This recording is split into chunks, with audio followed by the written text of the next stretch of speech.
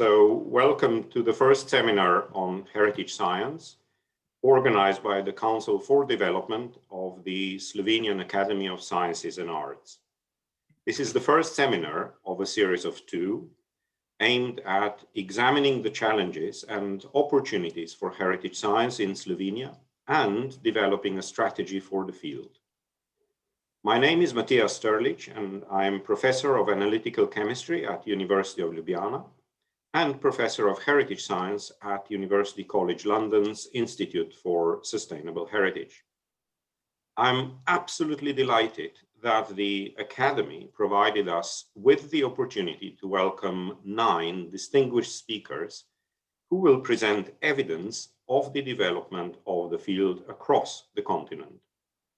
This event will be in English, although comments and questions are welcome in either language, and I will do my level best to translate any questions for the speakers.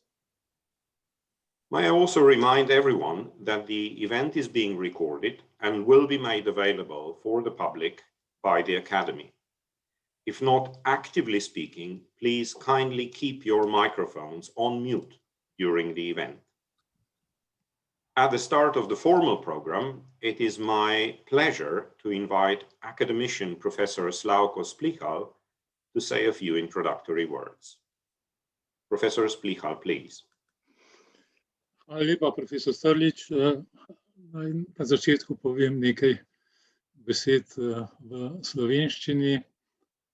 Spoštovani udeleženci tega seminarja, veselje in čast mi je, da vas lahko pozdravim v imenu Sveta za razvoj Slovenske akademije znanosti in umetnosti, ki si že dlje časa, zdaj že lahko rečemo nekaj let, prizadeva za organizacijo posvetovanj na teme, ki so družbeno pomembne, oziroma kot bi jaz dejal, gre za teme, ki imajo dolgoročno pomembne posledice za veliko večino državljanov, in mislim, da je tema dediščinske znanosti prav gotovo ena izmed tistih, ki sodi v ta okvir. Če mi dovolite zdaj, glede na to, da je tako rekoč uradni jezik seminarja angleščina, bom nadaljeval v angleščini. Dear colleagues and friends, it's my pleasure that I can welcome you on behalf of the Development Council of the Slovenian Academy of Sciences and Arts to this seminar on heritage science as a way of connecting sciences. Being a communication scholar myself, the idea of an interdisciplinary field of scientific study is very close to me. Heritage science, like communication science, I think, relies on a variety of disciplines, from fundamental sciences and engineering to arts, humanities, social sciences, and of course, internet and computer sciences. It focuses on enhancing and the understanding, care, and sustainable use of heritage, so it can enrich people's lives both today and in the future.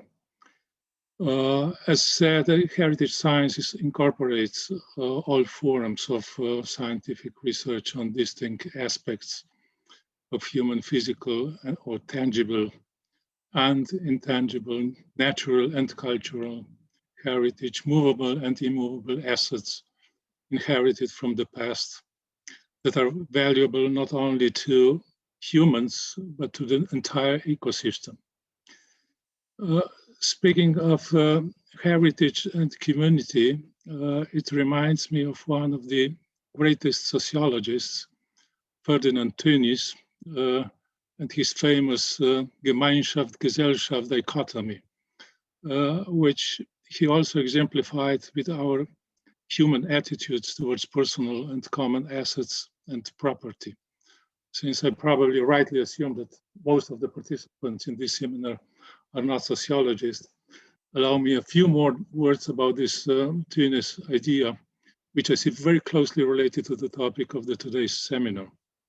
So this Gemeinschaft, Gesellschaft, or community-society dichotomy is based on the difference between two types of human will, according to Tönnies. In short, Gemeinschaft or community is grounded on so-called organic will with its roots in human feelings, habits, and beliefs, while Gesellschaft or society is based on reflexive will resulting from artificial, intentional, or conscious actions in which means and ends can be clearly separated. Tönnies tried to explain the complex difference between two forms of will by distinguishing between two types of property relation, which I would say can also help to understand two different concepts and attitudes towards our personal and social heritage. According to Tönnies, the property of the organic will is so deeply attached to the essence of a person, as he said, to his or her soul, that separation from it necessarily creates a feeling of discomfort. Typically, the person and the object merge, so to say, the person assimilates the thing or loves it, has close emotional bond to it because he or she created or acquired it, him or herself. The most typical examples would be our attitudes toward living beings, towards animals, plants, towards other people, but such attitudes are also shown towards part of productive property, for example, to the house, to the garden, to other material objects or of our property. In contrast, the property of the reflexive will brought about by commercial civilization is characterized by the fact that we think of it as a cost, and that is often only an ideal where it exists in the notion only, so that with its help we can achieve the desired goal. It causes happiness only insofar as it has desirable result as an unconditionally desired consequence. The point I want to make with this is that our relationship to a heritage, like Chinese relationship to property, is, as you know much better than I do, very complex and multidimensional. In Tönnies terms, it includes both organic and reflexive will, and thus elements of both Gemeinschaft and Gesellschaft social structure. In other words, heritage science has an extremely broad field of research that will be presented, I hope, in more detail by today's speakers. Let me conclude to say that on behalf of the Council, I would like to thank to Professor Sterlich for organizing this seminar. I'm sorry that we were not able to meet physically at our academy, but I hope that there will be an opportunity to do so in the near future as well. I wish you a pleasant and successful seminar today, and thank you. Thank you so much, Professor Splichal, for your encouraging introduction and for providing a really inspiring context for this event. In the next 90 minutes, our speakers have prepared 9 short talks to examine the state of the art in heritage science and its context across Europe. I believe we should have time for 1 or 2 questions following each talk. Following the presentations, we will have 30 minutes for any overall responses by the public, which I would like to encourage to be short and to the point. There will be a second seminar where we will have another opportunity to present and discuss views, focusing on the field specifically in Slovenia. Should you like to pose a question following a presentation or offer your view during the discussion, please kindly indicate so by raising your hand in Zoom or letting me know through the chat function.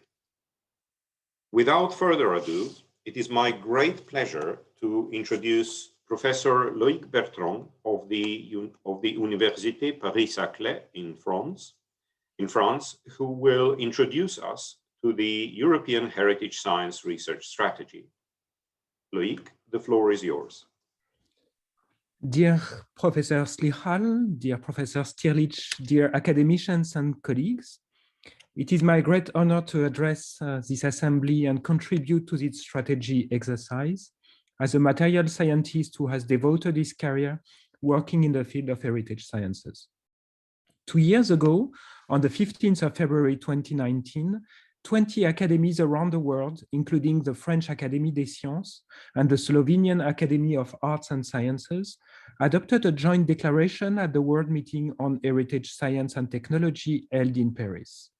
1,500 participants attended the whole event. Since then, nearly 500 leading international scientists, professionals, and colleagues have joined the Paris Declaration, including the Director General of ICROM, 3 ministers, the president of the CNRS, and the president of my university, Université Paris-Saclay. The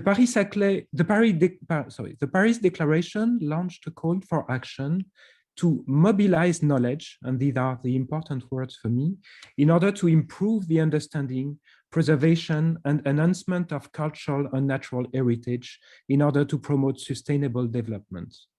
I would like to share with you 3 central ideas that were discussed at the World Meeting.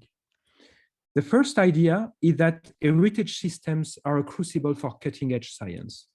Works of art, heritage objects, artifacts, and natural history specimens are essential, tangible evidence about our past. We combine tangible evidence with intangible knowledge to inform how societies of the past lived, how they interacted, what their environment was like, and what was their relationship to that environment. Heritage science is a boundary science. We witness in our daily practice how crossing boundaries triggers interactions in our fields, as well as between archaeology, paleontology, history, and art history. The complexity of the objects we study triggers methodological challenges. Heritage systems are heterogeneous at multiple scales, altered and yet preserved, unique and yet lacunar.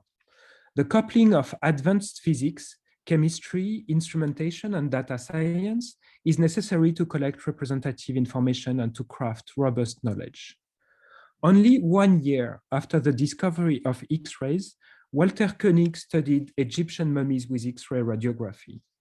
Today, heritage scientists are not only using the most advanced techniques, they are contributing to critical developments in areas such as 2D and 3D hyperspectral imaging, proteomics and genetics, dating, digital data processing. In conducting heritage research today, we seek to couple information that are both quantitative and qualitative, crossing boundaries between fields, articulating vocabularies, which is always a fascinating endeavor. Our object-based research is a lively source of inspiration for developing new methods, new observables, new thinking. We do not only answer questions about our materials, we reformulate these questions and the means to answer them. I believe that heritage science, therefore, does not only benefit heritage, it has the potential to feed many fields, from fundamental physics to life sciences and mathematics. The second idea is that our heritage plays a central role in education. Physicists, chemists, and engineers in this room have witnessed in recent years the fantastic development of increasingly pure materials with extraordinary electronic, magnetic, and photonic properties.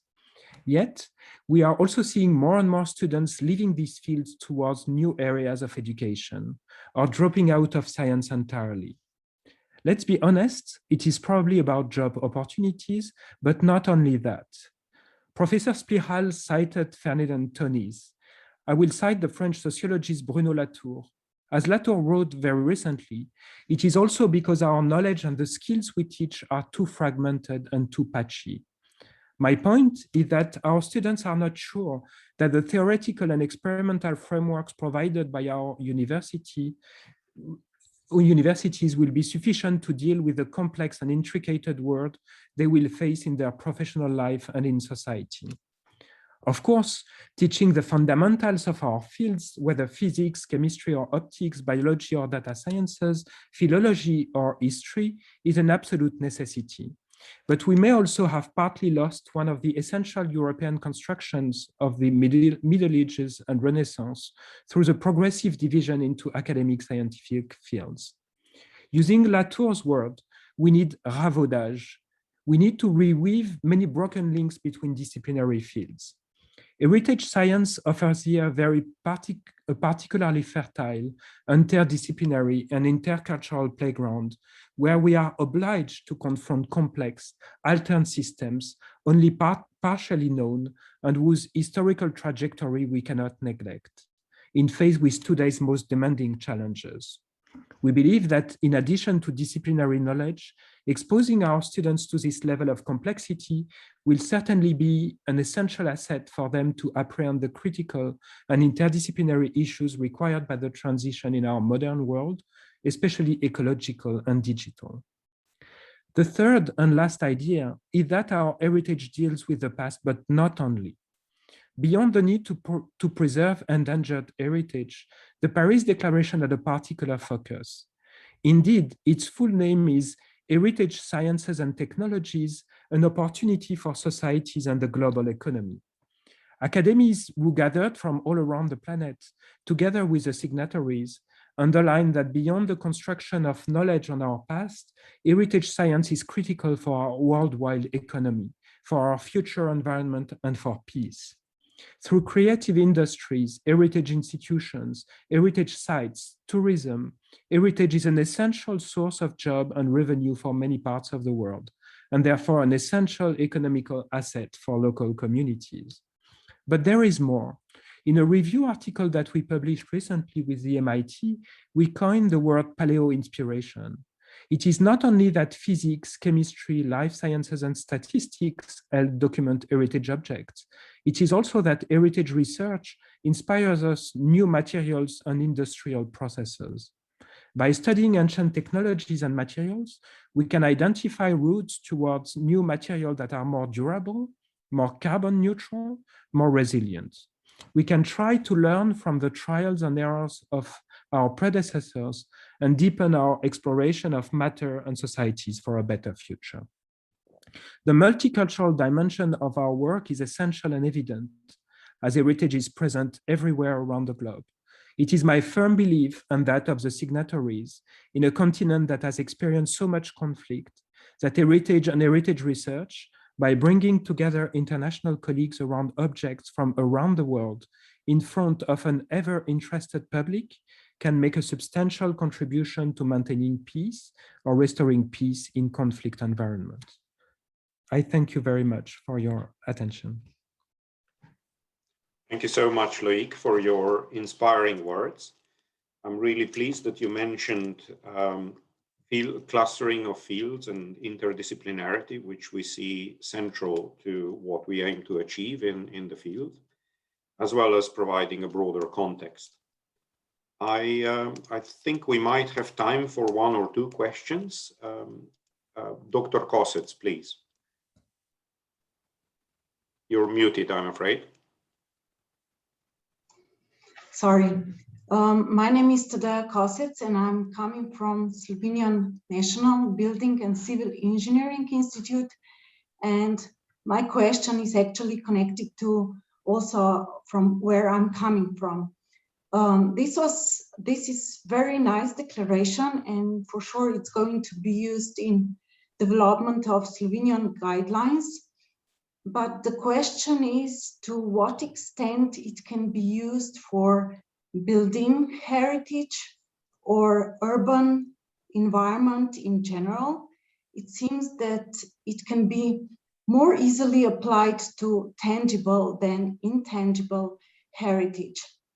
My question actually is to you, how do you imagine to use this declaration in all typologies of heritage? Thank you. Thank you very much for this very important point. Maybe I can mention two things. First is that the boundaries between tangible and intangible heritage tends, I think, in our modern research to be less important than it used to be maybe in the past, maybe because in these interdisciplinary programs, we actually rely more and more on both aspects of heritage. So I tend to see less and less maybe the distinction between both. Now, regarding the use of the declaration itself, which, by the way, I encourage you, and I will give forward the link to Matia Stierlich for you to sign if you are interested to continue support this initiative. If you look at the Paris Declaration, at the end of the declaration itself, we focus on a few very important points, such as, for instance, including heritage studies, both in its tangible and intangible aspects, in the mission statements of research organizations or cultural institutions and funding agencies. So I think one of the ways to actually encourage more heritage research is actually to very practically identify in our own institutions or in our partner institutions the places to actually support that research. I also think that knowledge intangible on intangible heritage, at least for the part which we underlined of possibility for reuse for the future, is probably as true as what we can find more in the tangible aspects. Thank you, Loic. Dr. Maisova. Thank you. My name is Natalia Maisova. I'm an assistant professor at the Cultural Studies Department of the Faculty of Social Sciences at the University of Ljubljana. Professor Bertrand, thank you very much for your inspiring talk and for presenting the Paris Declaration. I realized that particularly in the final minutes of your speech, you did give us some really insightful thoughts into what, for example, cultural studies and what the humanities can do to help heritage preservation. But I still, your speech still left me wondering as to whether you see any particular conceptual, perhaps, added value of the humanities, the social sciences, economics for the field of heritage studies. Is heritage science just about preservation, or are there any further conceptual advances that would push us further in thinking about what heritage is and how to deal with it? That's a complex question. I think part of what we have been doing with many colleagues present among the speakers today is to maybe define more closely what were the common specificities of heritage that I think, in the conceptual aspects leads to new instrumentations and new ways to approach these questions and new interdisciplinary interactions. And it is actually very practical. And when I was saying these aspects of being, of tackling heterogeneity, these aspects of tackling the question of alteration over time, I think this is something which puts us in a, I would say, a slightly different epistemological way than most of modern research on modern materials. And I think one of the main aspects that we've discussed in Paris, and that was overarching, I would say, in our discussions, was to say that the young generation and probably also these basic fields of physics, chemistry, can encompass part of this complexity. And this is what I think we have worked a lot on these last years. So to more explicitly say what are the difficulties in studying heritage materials and bringing everybody together in working on projects, and then trying in various exercises to actually implement that in education, to see the consequences towards modern physics, modern chemistry, and modern biology, etc., or data science, beyond the direct input that we could see increasing for cultural heritage itself in considering more directly these problematics. I don't know if I answer completely your question, but I think there is, as you said, something conceptual that we try to rephrase, and we spent a lot of time with colleagues such as May Kassar, Robert van Lang, Matthias Tierlich, Alison Heritage here present to actually discuss these aspects and see how to implement those aspects in practical research. Thank you so much, Loïc. I'm sure there is the appetite and the need for a broader discussion. But in the interest of time, I'm afraid we need to move on. The next speaker that I have the pleasure of introducing is Dr. Johanna Leisner from the Fraunhofer Institute based in Brussels. And she will talk about cultural heritage and climate change. Johanna, over to you, please. Yeah. Good morning, ladies and gentlemen, distinguished guests. First of all, let me thank the Slovenian Academy of Sciences and Arts, and especially here, of course, Professor Matthias Tierlich, for inviting me to this important and really very timely roundtable. I would like to speak a little bit about the topic climate change, as it is the biggest threat to our planet and to our human beings. And climate change is affecting every facet of our life, be it food and agriculture or our lifestyle. But up to now, what is still less known is that climate change has also a strong impact on our cultural heritage. This is not very well known outside the cultural heritage field, for example, at the decision makers and also in the, let's say, in the wider public. It has a very strong impact on our historic buildings, on the monuments, art objects, on all kinds of testimonies from our civilization. And that also includes, of course, written documents, for example, from research findings and intangible heritage like traditional skills. Every day, cultural heritage is disappearing, and it is lost forever. It is a non-renewable resource. Yesterday, this has been addressed as Italy has organized a webinar under its presidency of the G20 meeting. 35 experts from around the world discussed the issue of climate change impacts on cultural heritage.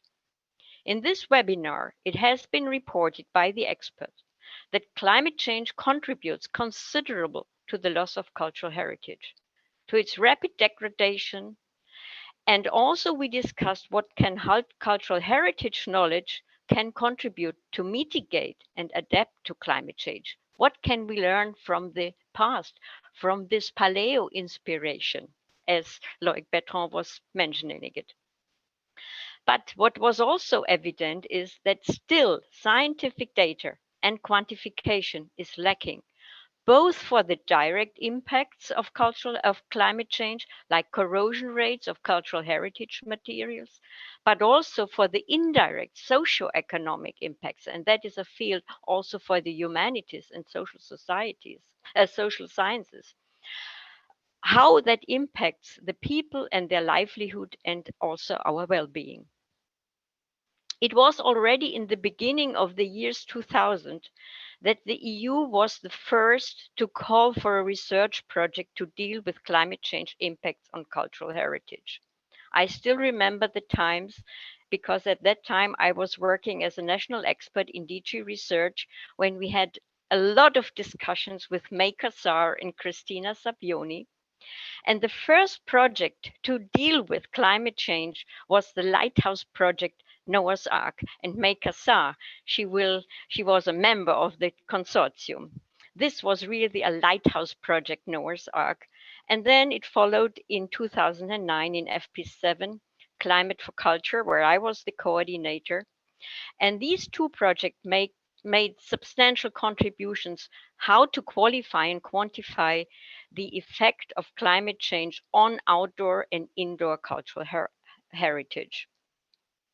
However, this research still stayed within mainly a small group of heritage experts.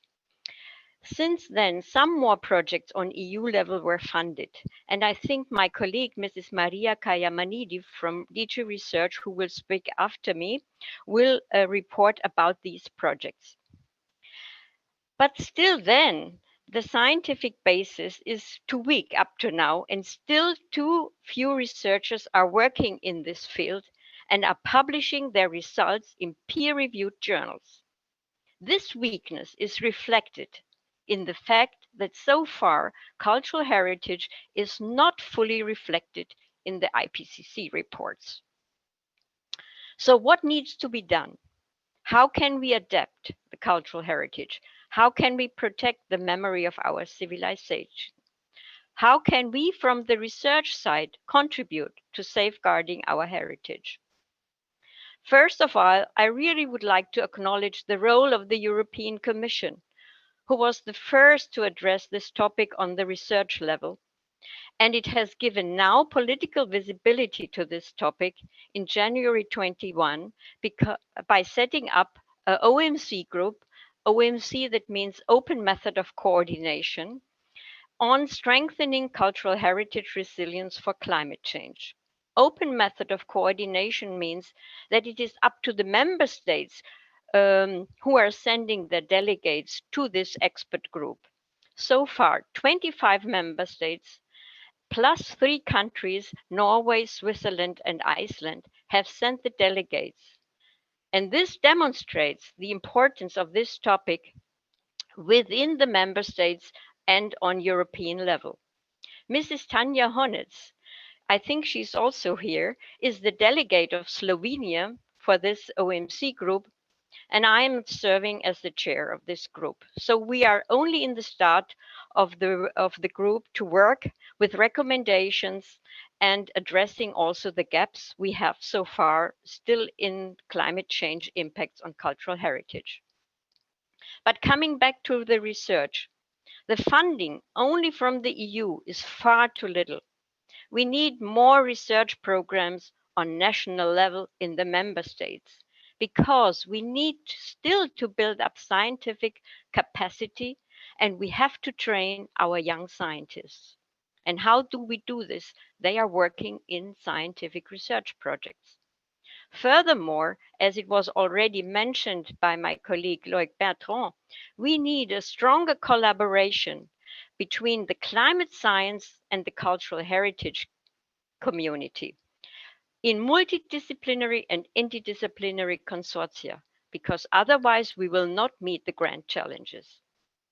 Secondly, we also must start investing much more research into modeling and simulation, for example, how cultural materials behave under climate change. We need to collect information and data in a common repository, which can be accessed by heritage managers, decision makers, conservators, scientists, and even the interested public. I think the Academy of Sciences and Arts should be at the heart of knowledge generation and evidence-based information to serve the societies in meeting this biggest threat of our time, climate change and the loss of the memory of our civilization.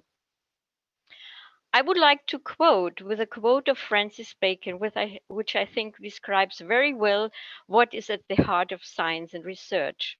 If a man, nowadays woman, also will begin with certainties, he or she shall end in doubts. But if he or she will be content to begin with doubts, he shall end in certainties. And this is what we need. We need much more data, evidence-based information to have certainties, because climate change still poses a lot of uncertainties. We don't know the future. We only can estimate and simulate the future with the best knowledge we have so far available. So thank you very much again for inviting me to this roundtable, and I'm looking forward to all the discussions we will still have in the next minutes. Thank you. Thank you so much, Johanna, for your inspiring talk.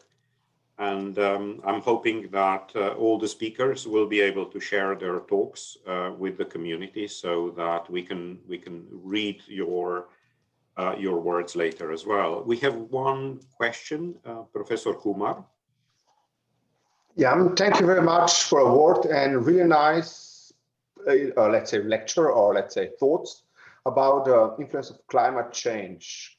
I do agree with this statement with Joanna that this topic is really overlooked, including Slovenia. And I think that we as researchers would like to be part of all those groups. And that's why I'm just curious, how can we be part of this cultural heritage, climate change, and other groups that are working on this topic, how to be more actively involved within this, and how to share our research that might be, let's say, at least partly covering these topics. Thank you, Professor Kumar. That is a very valuable question. And the only thing I can recommend is to take part in the calls for European proposals. And I think Mrs. Maria Kaya-Menudo, she will speak about what are the possibilities to take part in European projects. But as I pointed out, it is also to the member states that we need much more research programs to build the capacity in the respective member states. And I only can confirm that in Germany, we do not have a national program, and we just won one single project about climate change and cultural heritage. That's the only one research project in Germany so far, started last year in December.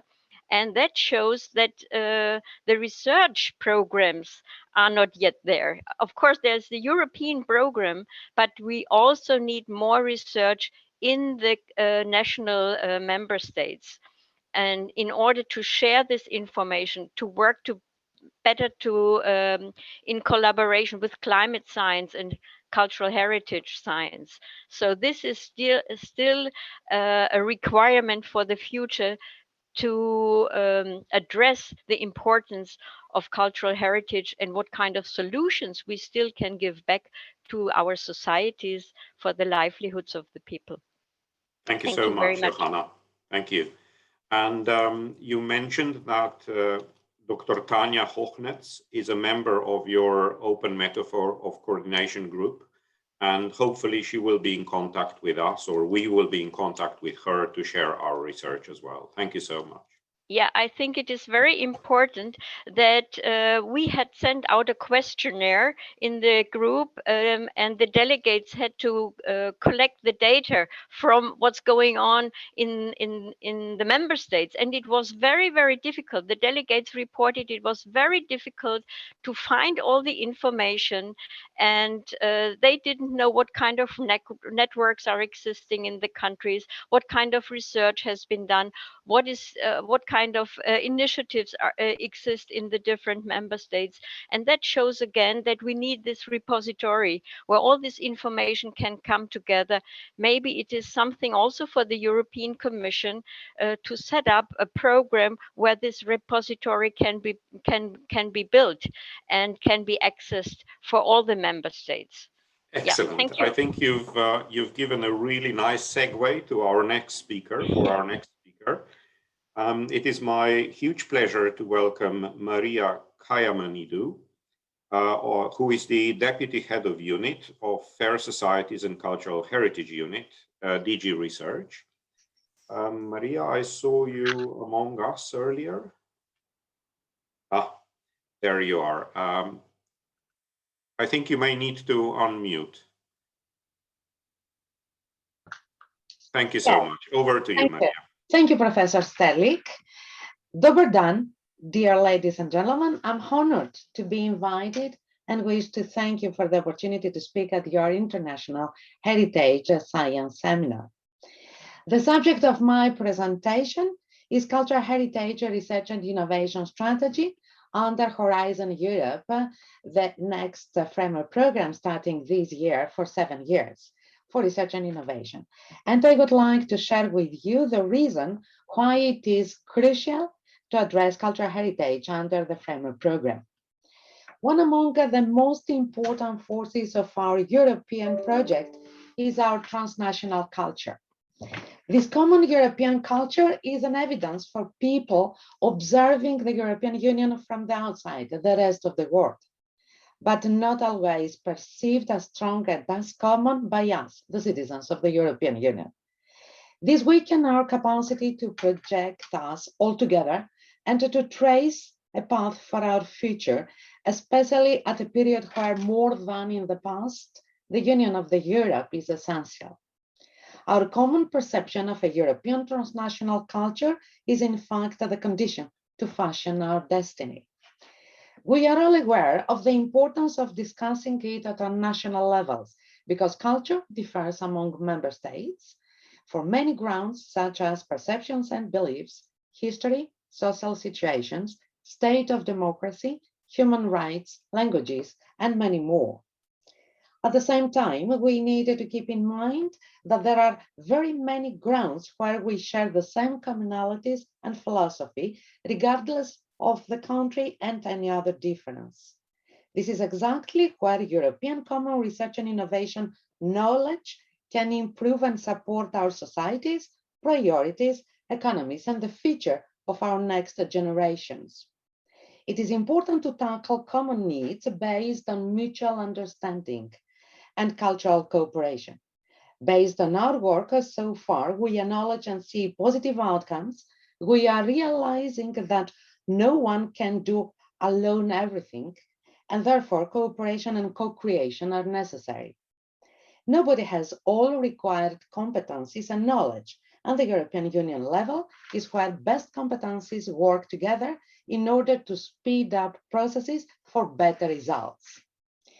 Europe's common research and innovation actions to protect, conserve, restore, and repair its important cultural heritage, to promote its use as one of the substantial European resources, boost its traditional and contemporary arts, and create wider awareness is still limited in scope and impact. Moreover, European tangible and intangible cultural heritage is increasingly facing a number of challenges, such as deterioration due to climate change, pollution, natural or man-made disasters, lack of finance, or insufficient valorization. Europe's rich cultural heritage, with its common values, its wealth of monuments and sites, and its creative diversity of traditions, crafts, arts, architecture, literature, languages, theater, music, and film, not only reflect our past, but also shapes our present and builds our future. It is a creative way of cultivating independent thinking and dialogue, while promoting our values across the world. Access to experience with cultural heritage contributes to social cohesion and inclusion by strengthening resilience and the sense of belonging, bringing people together and improving well-being. Concretely, research and innovation activities will support these policy objectives by monitoring, safeguarding, and transmitting cultural heritage, fostering the cultural and creative industries, and promoting cultural diversity. They will aim at protecting and valorizing historical sites and monuments, artifacts, heritage sites, cultural landscapes, museums, and other cultural institutions, languages, customs, traditions, and values. Through new or existing cutting-edge conservation and restoration technologies and methods, they will help restore and preserve heritage from natural hazards and anthropogenic threats, including the looting and illicit trafficking of cultural goods. Research and innovation across the cultural and creative sectors will foster their inbuilt innovation potential and will promote a transformation in many parts of the economy and social development across Europe. Through new approaches, research and innovation will offer innovative, integrated, sustainable, and participative management and business models for museums, with a view to spur inclusive growth, jobs, social cohesion, and diversity. It will also contribute to develop a sustainable, quality-driven, and aesthetic intervention on built environment in application to the new European Bauhaus initiative of the European Union. Research in all the new forms of cultural and artistic expression will promote intercultural cooperation and mutual understanding, while engaging more citizens and young people. It will also valorize traditional skills and the reuse of existing assets. In addition, the use of existing and the development of new digital technologies and methodologies will offer innovative approaches to share and increase access to and engagement with cultural heritage. Altogether, these actions will enable real cooperation and participation of a wide range of communities, including stakeholders, citizens, and industry. Through all these activities, research and innovation will underpin the European Union's common cultural identity, as well as its leading role in protecting, preserving, and enhancing our cultural heritage and creativity by building the future of our past. To achieve all mentioned, we need a concerted European effort. We have to translate our differences into opportunities. We should work all together. All disciplines that are working in cultural heritage area, exact and social sciences, engineering and political sciences or economy, need to increase therefore cooperation and mutual understanding in a co-creation model. This is a prerequisite for a common good. We wanted to help and to improve the state of cultural heritage in each member state. We would need enormous means and considerable resources to tackle the most pressing challenges. We can do it and make emerge altogether a modern European culture at the service of our identities and common values. Let me conclude with the example of abandoned villages, disappearing local communities, which is not an isolated threat in Slovenia, but almost in most of our member states. Rural development, protection of endangered skills and professions, visibility, jobs, cultural and natural landscapes, cultural tourism, restoration of cultural heritage. All of it is of utmost importance, should be addressed appropriately, immediately, with imagination and creativity, with citizens' participation at a European level of intervention, with sharing and exchanging knowledge and creating new shared and connected experiences. All the opposite of a cultural neutrality, it's a function of a common European cultural destiny, an added value to our European family, united in diversity. Thank you very much. Thank you so much, Maria, for your inspiring talk. I saw Dr. Ropret raising her hand. Polonza, please. Thank you, Mattia. I'm Polonza Ropret, coming from the Institute for the Protection of Cultural Heritage of Slovenia. Thank you, Dr. Kayamanidou, for your very nice words and for very good information about the calls that are planning to be published. Considering that, I have a question related to research infrastructures, European research infrastructures, because we all know that research and innovation calls produce a lot of knowledge and innovations. Research infrastructures tend to be very important to bring these innovations from on the course in practice.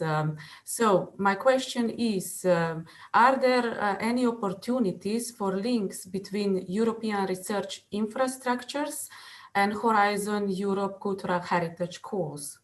Thank you very much.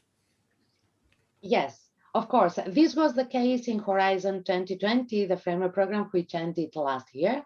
We had a very strong relationship with the program research infrastructures. For example, we have settled in the research infrastructures program, the DARIA, cultural heritage infrastructure, and some other ones. They are not only intangible, but also tangible. We have no frontiers and boundaries between tangible and intangible arts and cultural and creative industries. It is subject-oriented. We have the same intention for Horizon Europe. We are working very closely, and whenever we see that we have opportunities to settle European research infrastructures on cultural heritage, in the European Commission, we try to do it. Thank you so much. Thank you. I'm sure this point will be further explored by the lead of the European Research Infrastructure for Heritage Science, Dr. Luca Pezzati, later. This completes the first third of our talks, and I note that we are a little bit late with the program, but I'm really happy to introduce the next session, the next 3 talks focusing on the social impact of heritage science. And the first speaker in the second third of the talks will be Dr. Barney Sloan, who's the National Specialist Services Director of Historic England in the UK, to speak to us about heritage and the economy. Barney, over to you. Thank you. Thank you so much, Mattia, for your kind invitation, and to the Slovenian Academy for hosting this very interesting session. I'd just like to say a few words, if I may. Historic England is England's official advisory body to the UK government on heritage matters. And my role is to direct heritage scientists and engineers and archaeologists. But today I want to think about how we might be able to link the value of heritage science to wider policy development, and to give you some examples in England and the UK. For many years, Historic England, with the heritage sector in England, has collected data about the value of heritage to English society. We've called this programme Heritage Counts, and it can be found on our website, and I will post the link in the chat a bit later. Heritage Counts 2020, it's an annual thing. It looked for the first time at 3 separate aspects of the value of heritage. 1, heritage and society, 2, heritage and the environment, and 3, heritage and the economy. Heritage science has a clear role in each of these 3 themes, but I will focus only on the last in the limited time that I've got to talk. That's heritage and the economy. Heritage is a hugely powerful component of the economy, of everybody's economy. And I'll give you some statistics which I find quite amazing. For the UK, direct jobs, 206,000. Indirect jobs, if we include that, a total of well over 500,000 employed people in heritage. The total economic impact in the UK is 36.6 billion gross value added. That is greater than each of the security industry, the defence industry, the aerospace industry, and the arts and culture industry. That makes heritage a very big player. So where does heritage science fit in? Science enables us to understand threats clearly, and to conserve and keep historic structures and monuments. We can prove direct links between the environmental, economic, and social benefits and these conserved structures. So science sits at the base of ensuring all of those other benefits. In the English example, 21% of our homes, 48% of our retail outlets, and 33% of our office buildings are all over 100 years old now. It's over 5.1 million buildings. So it's a huge resource. In terms of environmental benefits, science can help us understand and explain the problems we face to decision makers. For example, our research suggests that about 3,700 listed buildings are at a higher level of risk of coastal flooding than they were as a result of climate change, while 2,228 are at an increased risk of coastal erosion over the long term. This is going to help us plan strategies for what somebody else, a previous speaker, has already said is an irreplaceable resource. But it goes far further than this. Science can demonstrate the value of conservation to decision makers and to important key decision makers. For example, current modelling suggests that retrofitting and refurbishing 15% of all of our historic buildings over a 10-year period would reduce our carbon output by 10.9 million tonnes of CO2, making £2.4 billion worth of savings in offsetting climate change. These are not insignificant figures. I hope you would agree. the science then supports the onward economic benefits. So, for example, we know that businesses that occupy listed buildings, listed historic buildings, generate £13,000 on average extra gross value added per business year, per business per year, compared with non-listed buildings. So you improve the value of your businesses by improving their environment. Historic places are increasingly attractive to businesses. Since 2012, the number of listed buildings occupied by a brand in England has increased by 154%. Those businesses know what a good thing is when they see it. And for every £1 million invested in energy renovation, an average of 18 jobs are created, and that's across Europe, in fact. So, and then on top of that, tourism. Now, tourism has been clearly impacted by COVID, of course, but in 2019, before COVID, we had 215 million heritage trips and an estimated spend of 18.4 billion. And people don't come to England to see the palm trees and the beaches, sadly. They come for our historic environment and our heritage. The social impacts are a little more difficult to describe, but I'm minded to repeat Joseph Stiglitz's comment in Global Wellbeing. If we want to put people first, we have to know what matters to them and what improves their well-being. And according to our UK Taking Part survey, 94% agree or strongly agree with the statement, "It is important to me that heritage buildings or places are well looked after." 94% of voters, let's call them. Measuring well-being and the impact is not yet commonplace. But I would like to just quote from the UK government's Culture and Heritage Capital Framework development, where they say economic methodology should be used alongside other information, both quantitative and qualitative, to create a robust evidence base for decision making. This is the government speaking. Therefore, while economic methodologies will take centre stage, a cross-disciplinary approach is needed. For example, linking economic valuation methodologies to heritage science. There's the link.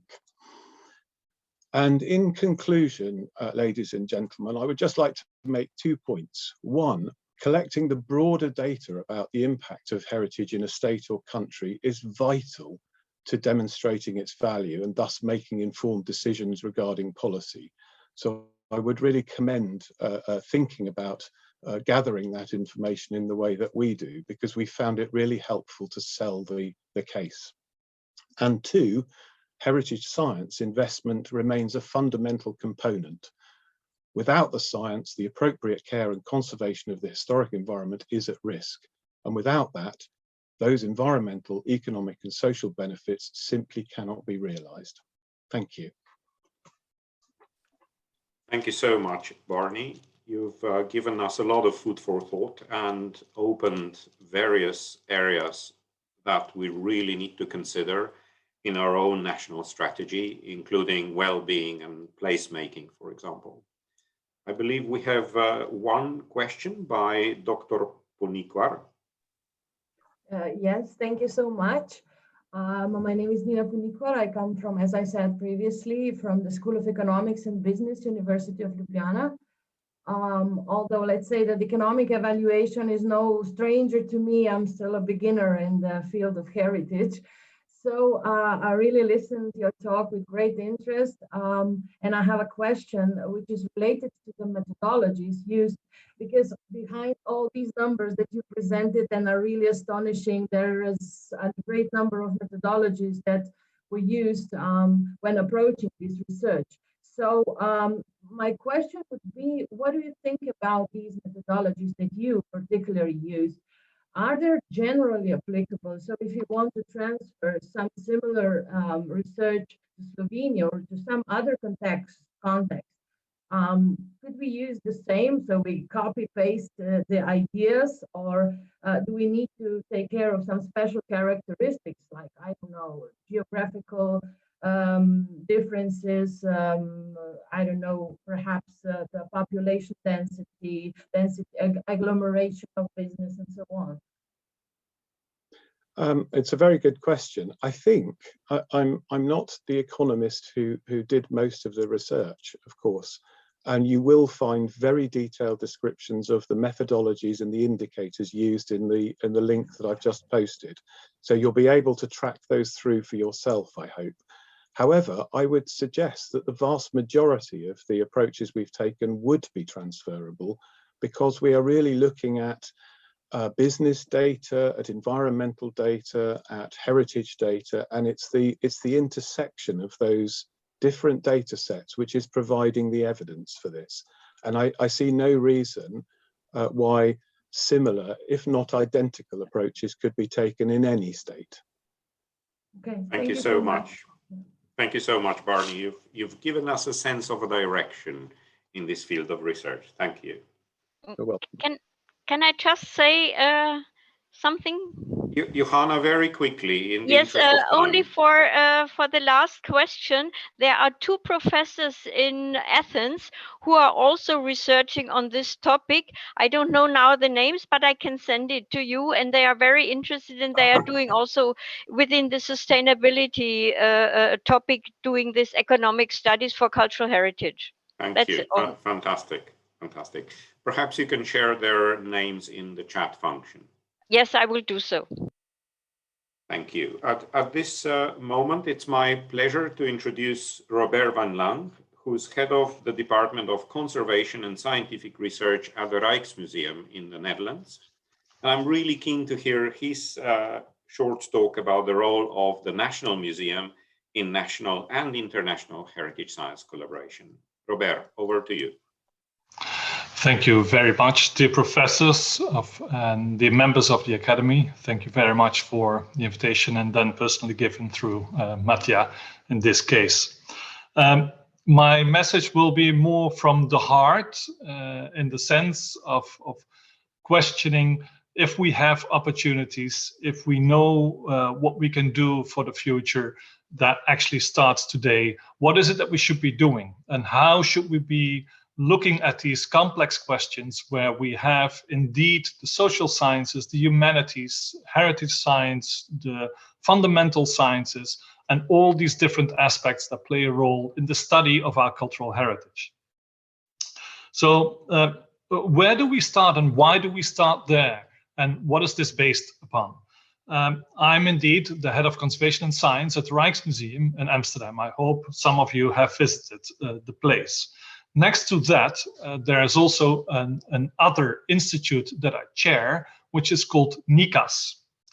And let me briefly tell you about that, because it was in 2015 where one of the funding members of NICAS, which is the Netherlands Organization for Scientific Research, and at the time, the director of that, Louis Vertegaal, indicated to me, he came from the science department of the NWO, and he said, what is it that we're going to do to really give this a fundamental push, the heritage science in the field in the Netherlands? And there we started together a collaboration between the Rijksmuseum, the TU Delft, Delft University of Technology, the University of Amsterdam, the Cultural Heritage Agency of the Netherlands, and then combining forces in one building that we have behind the building of the Rijksmuseum, which encompasses 9,000 square meters of research. And with that, the funding organization, NWO, said, we will give you 5 million euros to start with, to really start this program where you are going to look at a more multidisciplinary approach than we have been doing so far. So not singularities in the sense of we will look through the eyes of the scientist looking at cultural heritage. No, really saying, how can we combine knowledge of the humanists like art historians, and others, together with scientists and conservators, restorers, if you wish. And the funny thing is that at the time when we funded, or when we started NICAS, the Netherlands Organization or Netherlands Institute for Conservation, Art and Science, this was also then given a board, and the board consists of the provosts of both the universities, of Delft University of Technology and also of the University of Amsterdam, and both directors of the Cultural Heritage Agency of the Netherlands and of the Rijksmuseum. And thus creating really a quite powerful, let's say, body where we can say, these are the things that we have to do. These are the approaches that we would have to take, and really combining these approaches to showing the world as to what new things that can be developed from the field of cultural heritage. Because I've been in this field for 25 years plus, and I must say, people always have been looking at our field of cultural heritage like, oh yes, we will sponsor you in the end, or yes, oh, it's so wonderful what you're doing. But this role is completely changing, and it has completely changed. And indeed, to a fundamental level, it has indeed. I will put on the chat later on the website of NICAS, which is nicas-research.nl. You can look for yourselves as to what it is, what we are doing, but also the approach, not only with the institutes involved, but also with other universities and bodies in the Netherlands, but also worldwide. So we have collaborations with the Metropolitan Museum of Art in New York, but it also is with the Hong Kong University and Geida University in Japan, for instance. And this is where we are seeking to jointly doing research, and I'm envisioning as well from Slovenia that this could take place through a European context, clearly, but also with Slovenia as well. So what does this generate? So next to the many PhDs that we had, and also with the input of an annual input of the bodies, the funding bodies, which are consisted by the institutes that I mentioned, there's also other institutes that give money to, for instance, NICAS, and that is the Mellon Foundation, for instance. They just gave $1 million to look at the combination between the humanities, the sciences, social sciences, and really seeing what is the roadmap for heritage science for the future to be. Where should we be going and why should we be going there? And one of the most important aspects within that question is, if you don't work together, if you don't truly collaborate from that impact, then you will not get your impact. So really looking at these various days. In order to do so, we have created what we've called match days. So these are days where people from different fields are coming together, and then many from the different fields, they're saying, well, this is the kind of problem that I have. This is the type of problem that I'm looking at. What can one do for one another? And it's amazing to see that now in a couple of years after that, the new things that we have generated are something that you can also see for yourselves. So, for instance, if you look at Operation Nightwatch, which is on the Rijksmuseum website, and I will share a link with that as well, there you see that we are nowadays using artificial intelligence on a very good level, we think, we hope, and but also really looking at data science and all these different aspects where finally the public can enjoy as to what it is that we are doing. This is not something that we do for ourselves. This is really something that we do for the public, for society. And that should be really made clear also from the very beginning. These are not things within cultural heritage as it is sometimes envisioned as to, oh, people really love working at that. No, it is really to the public. And of course, the public makes that clear by visiting all these various institutions. Now, how does that then relate to, let's say, industry? And funny enough, again, at the beginning, 5 years ago, or even longer ago, the idea was still there that industry would always solve our problems. And I think also now that is what we're doing together with institutes or industries like Akzo Nobel in the paint industry. We have started not a sponsorship, but a partnership while studying Operation Nightwatch. So the Nightwatch of Rembrandt van Rijn that we are studying. And then seeing that what really came to be is when we went to their research and development department, bringing our researchers, that they were like, well, but you know much more about many aspects than we do. They are very good in the macro level of paint. We are excellent in the micro level of paint. And at the beginning, it was not thought of something that could be beneficial to one another. Whereas now, last week, I gave a talk, or actually an interview, together with the CEO of AkzoNobel, Thierry van Lancker, together with our CEO, Taco Dibbets, and really emphasizing these are the things that we can nowadays do. And actually, they created a new line of paint because of the Rijksmuseum. And therefore, things that one could not think of in the very beginning is also really having an impact on another level. Now, not that I think that we should convince or help companies. I mean, that is not the final idea, of course, but the impact is much greater than we have been thinking so far. And we're doing this also with Philips, who is also a founder of the Rijksmuseum on artificial intelligence. So the fact that we are generating ideas and that this is should be seen from a much different perspective as, let's say, the old, not an old-fashioned, but the previous aspects on how this was approached within cultural heritage. There is a new era, and you are very clever to seek what the possibilities for that are, and that is the right moment to take the approach from a multidisciplinary angle and really say, what can we really do to generate new ideas in this regard, and how can that be funded? And therefore, I'm mentioning Mellon, not just on your local or national level, but also on an international level where great ideas can generate from. I want to end with also what we have called the impact factor. It is McKinsey, a consultancy firm, who has done an impact factor on the Rijksmuseum, and then just on the Rijksmuseum itself. Last year, 2020, everybody, that is clear, with the pandemic, COVID being there, was not very good. Though in 2019, if we just looked, and that is also on the website of the Rijksmuseum, funny enough, still in Dutch, but I was just confirmed it will be in English very soon as well, where only the Rijksmuseum, from an economic point of view, was in 2019 adding 410 million euros to the gross national product of the Netherlands. And if you would look at that impact factor, or actually the impact monitor, then you can see, as well as Bobani was just saying earlier, the impact is much greater. So investing only little amounts, and I'm thinking of the 5 million, and if you read that impact monitor, if you see for what that has already done to create as an impact to society, it is astounding. So really, relatively spoken, small amounts of money can generate such big things, because our field is full of low-hanging fruits that needs to be picked up because they have fallen down already. And these are the things that we have to do for the future, for your future, for our future. Thank you very much.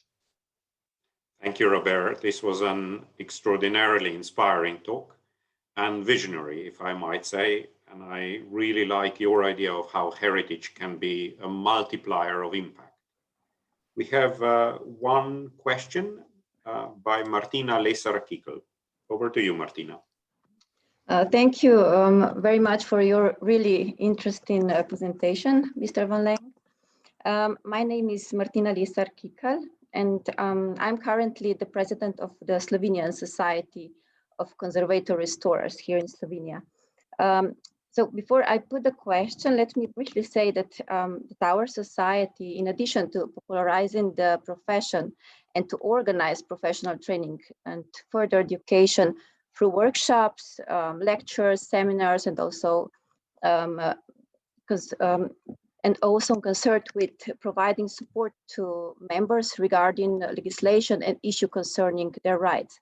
But we would like to have a bigger impact, like you said before, but we are in a position where we can only recommend or just propose certain changes. But we have no concrete influence on changes in legislation, let's say. So I think that professional and civil society organizations should be intensively involved in the bodies that formulate the relevant policies. So how and where do you see the role of professional association like ours, let's say? Thank you. Thank you, Ms. Lisa Kilic. Thank you very much. Very good question. And And the answer is not a very simple one, in the sense of to create recognition on the depth of the field that you embody is something that needs to be granted by other people, as you may think that that is the case. However, to involve the public, where, for instance, also what Barney said just now, 94% of the people really see the value of cultural heritage, and also actually of the buildings that they have.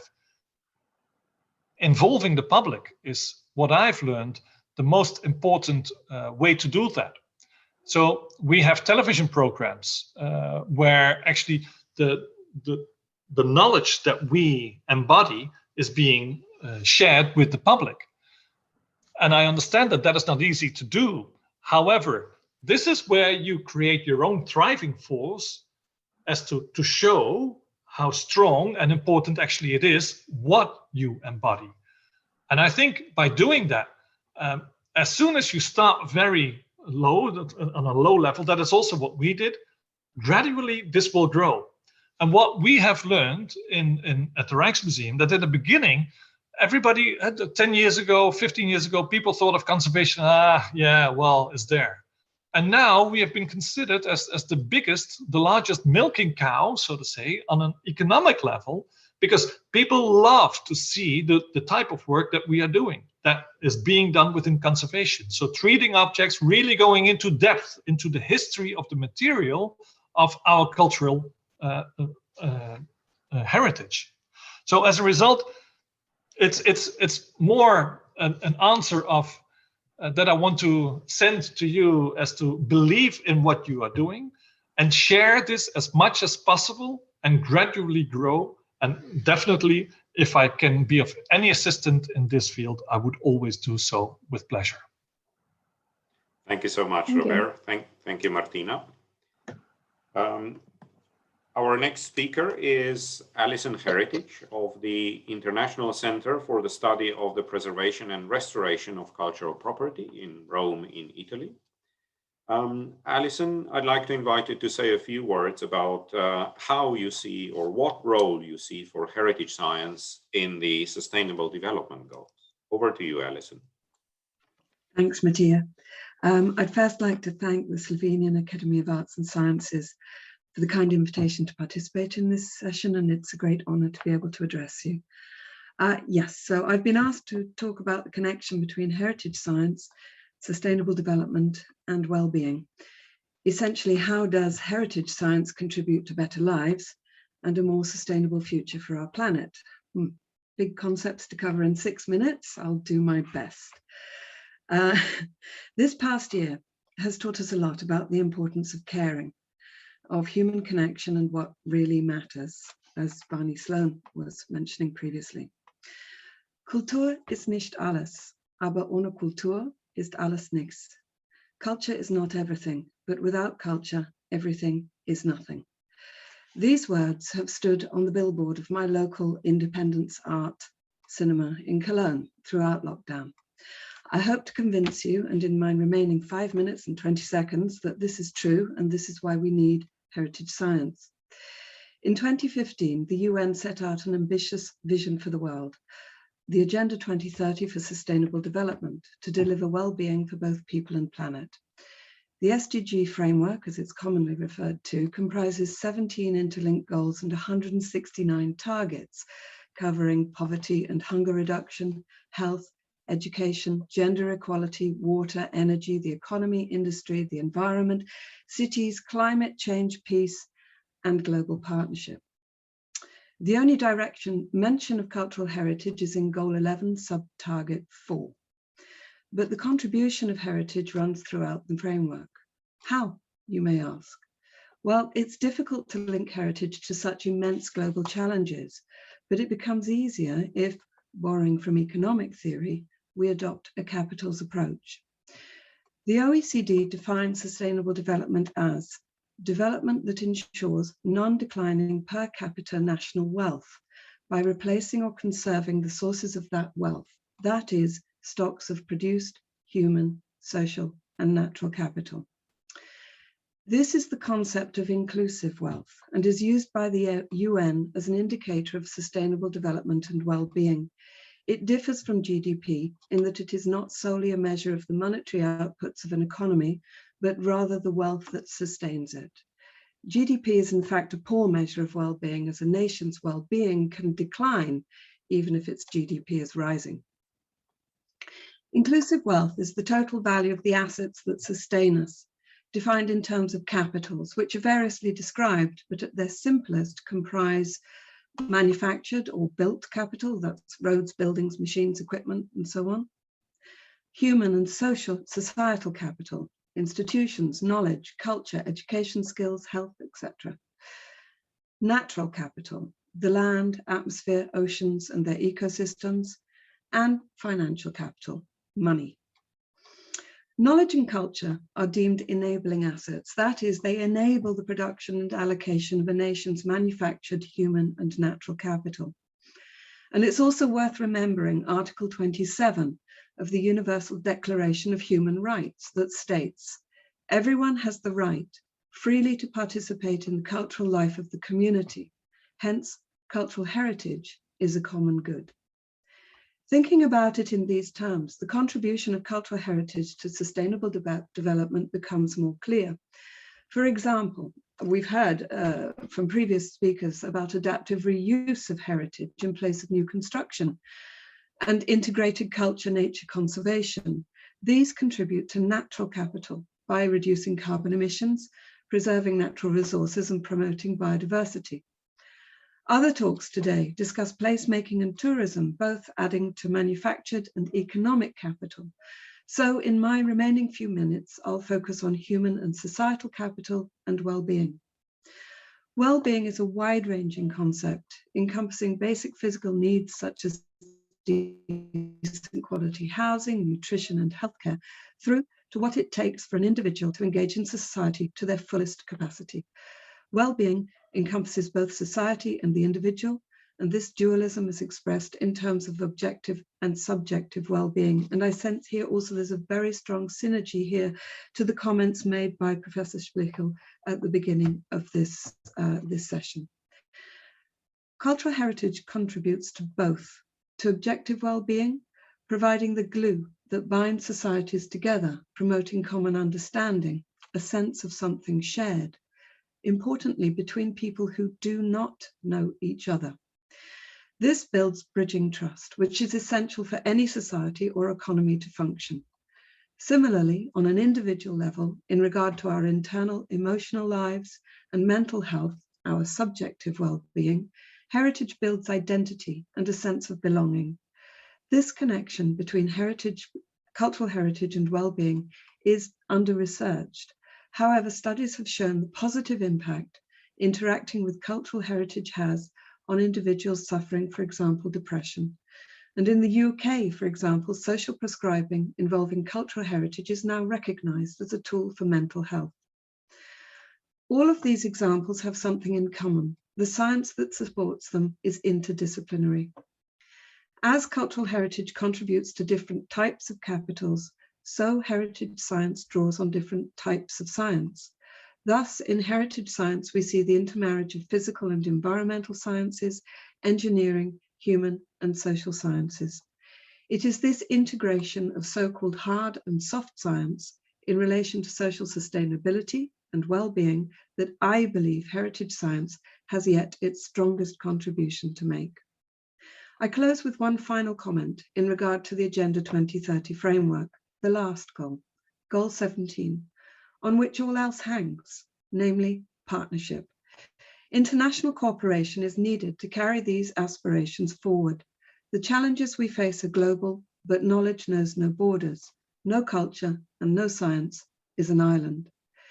ICCROM's mission as an intergovernmental organization is to share knowledge and support the care, conservation, and sustainable use of cultural heritage in all of its forms for the benefit of all people.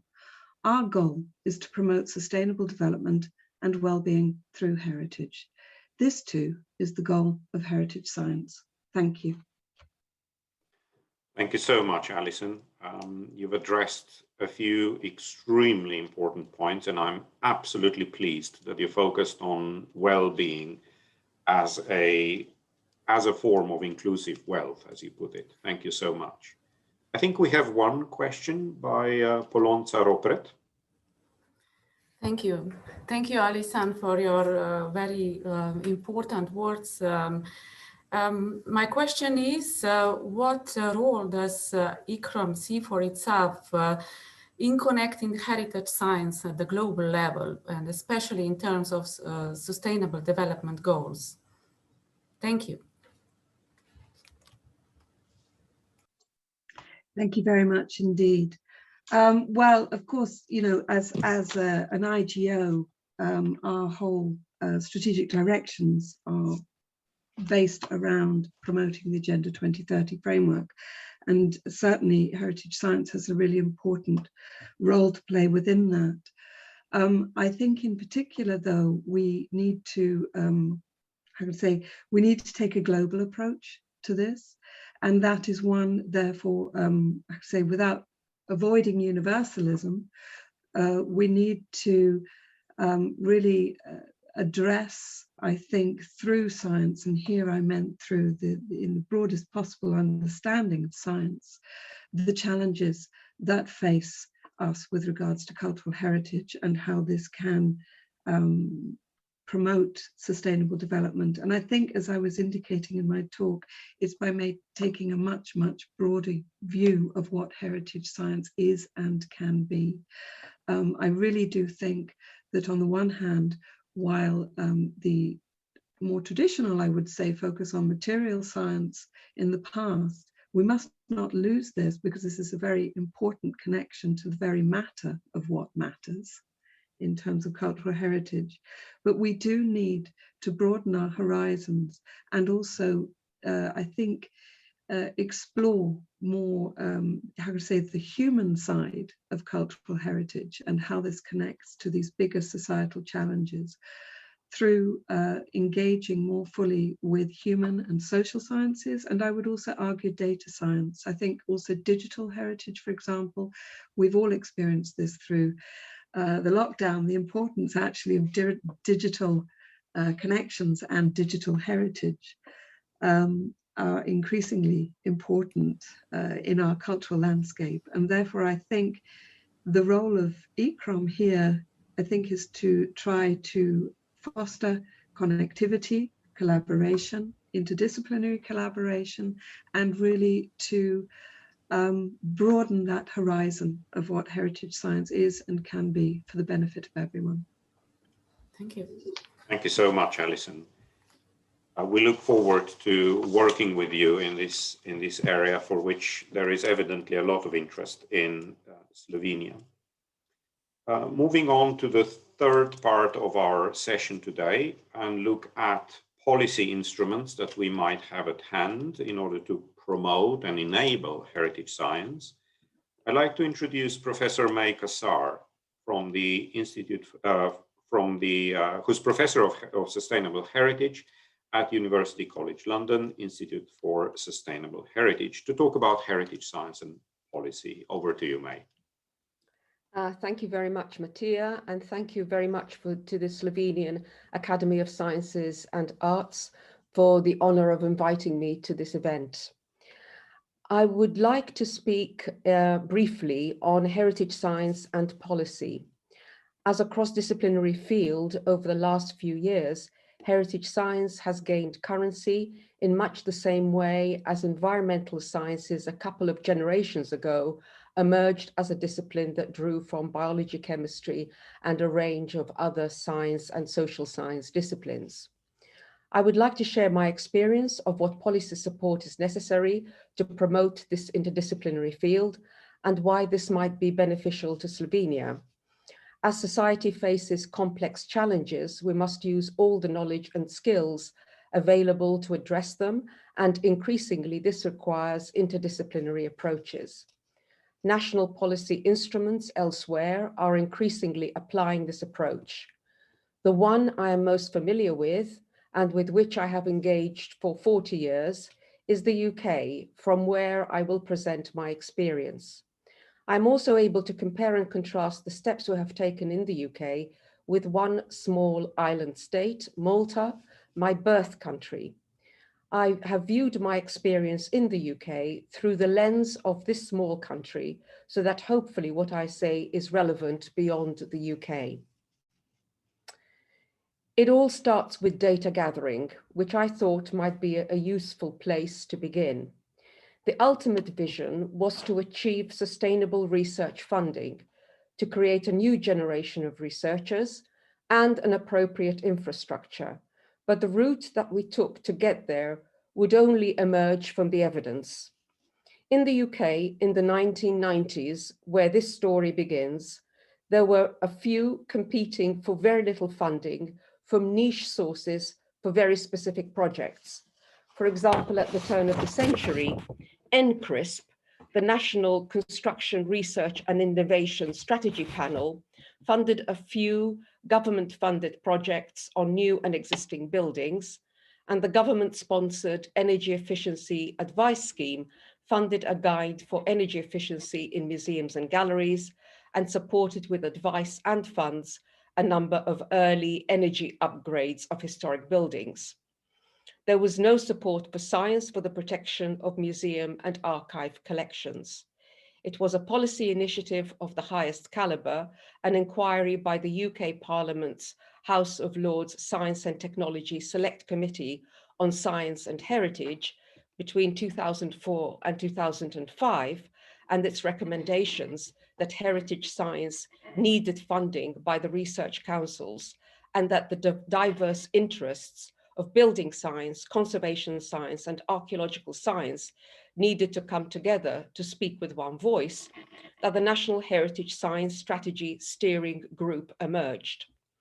A number of leading bodies with diverse interests got together to produce the evidence to support the production of a National Heritage Science Strategy in 2010.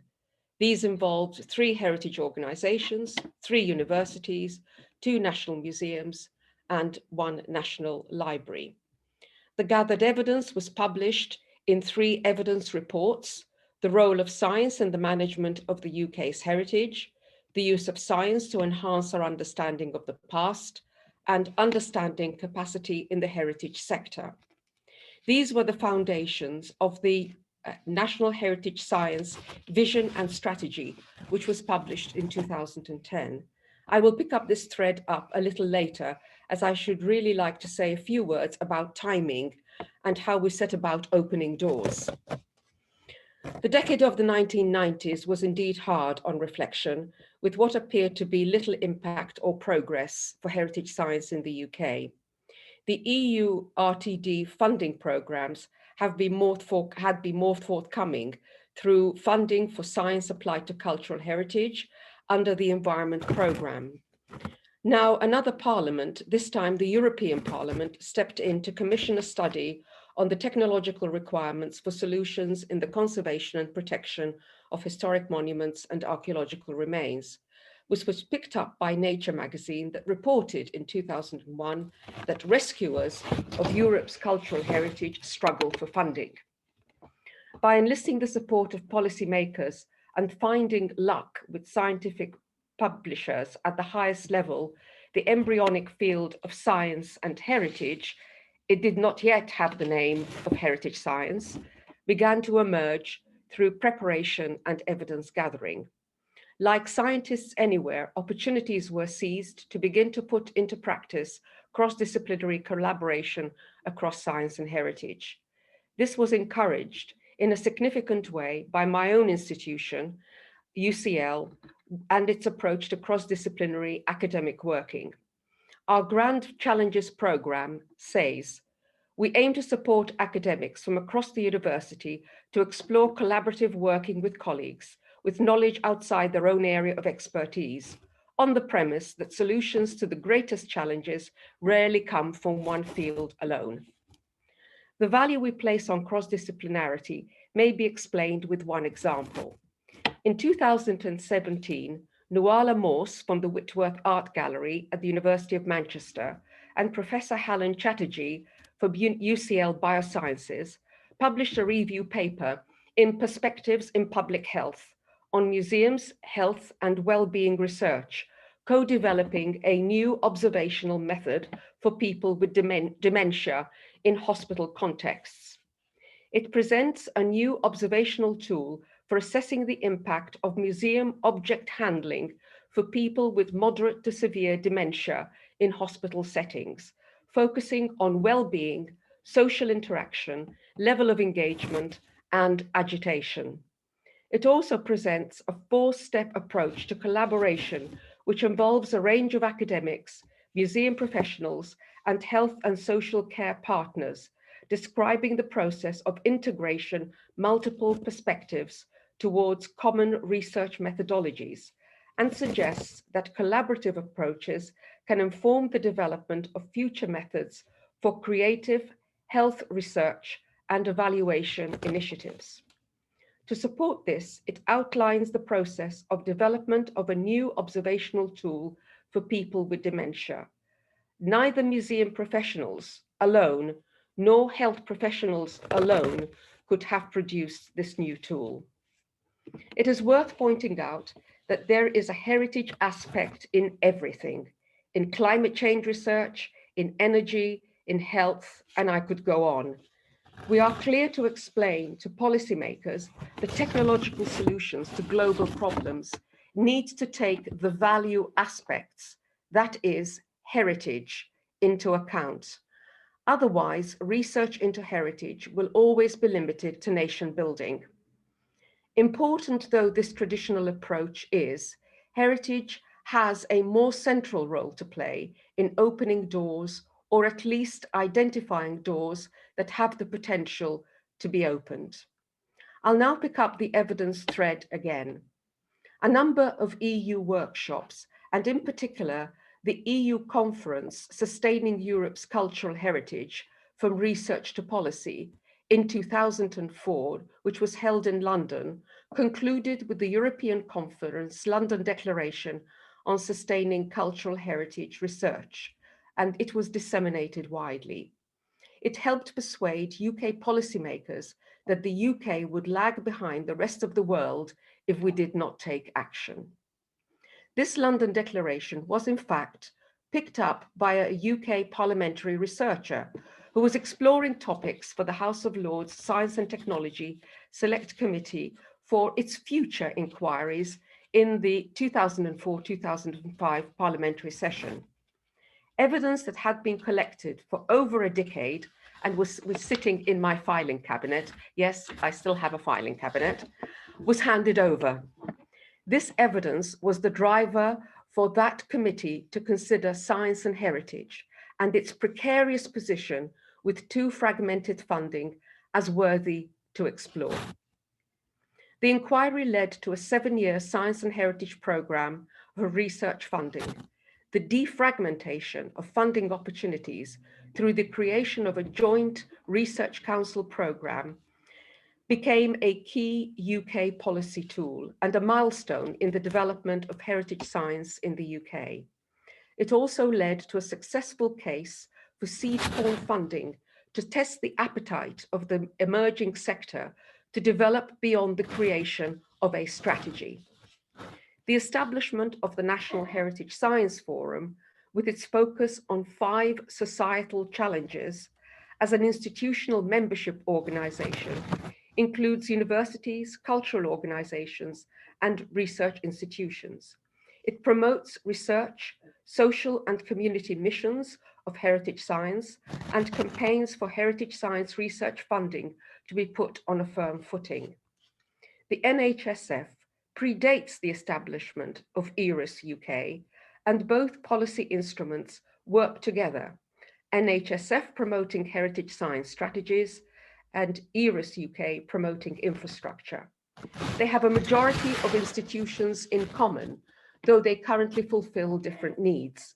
As well as these 2 grassroots instruments and the UK Science and Heritage Programme, which began to develop the capacity of the field, a new generation of heritage science is being developed through a Research Council-funded Centre for Doctoral Training in Science and Engineering in Arts, Heritage and Archaeology, an extremely collaborative and interdisciplinary endeavour managed by UCL, Oxford and Brighton universities.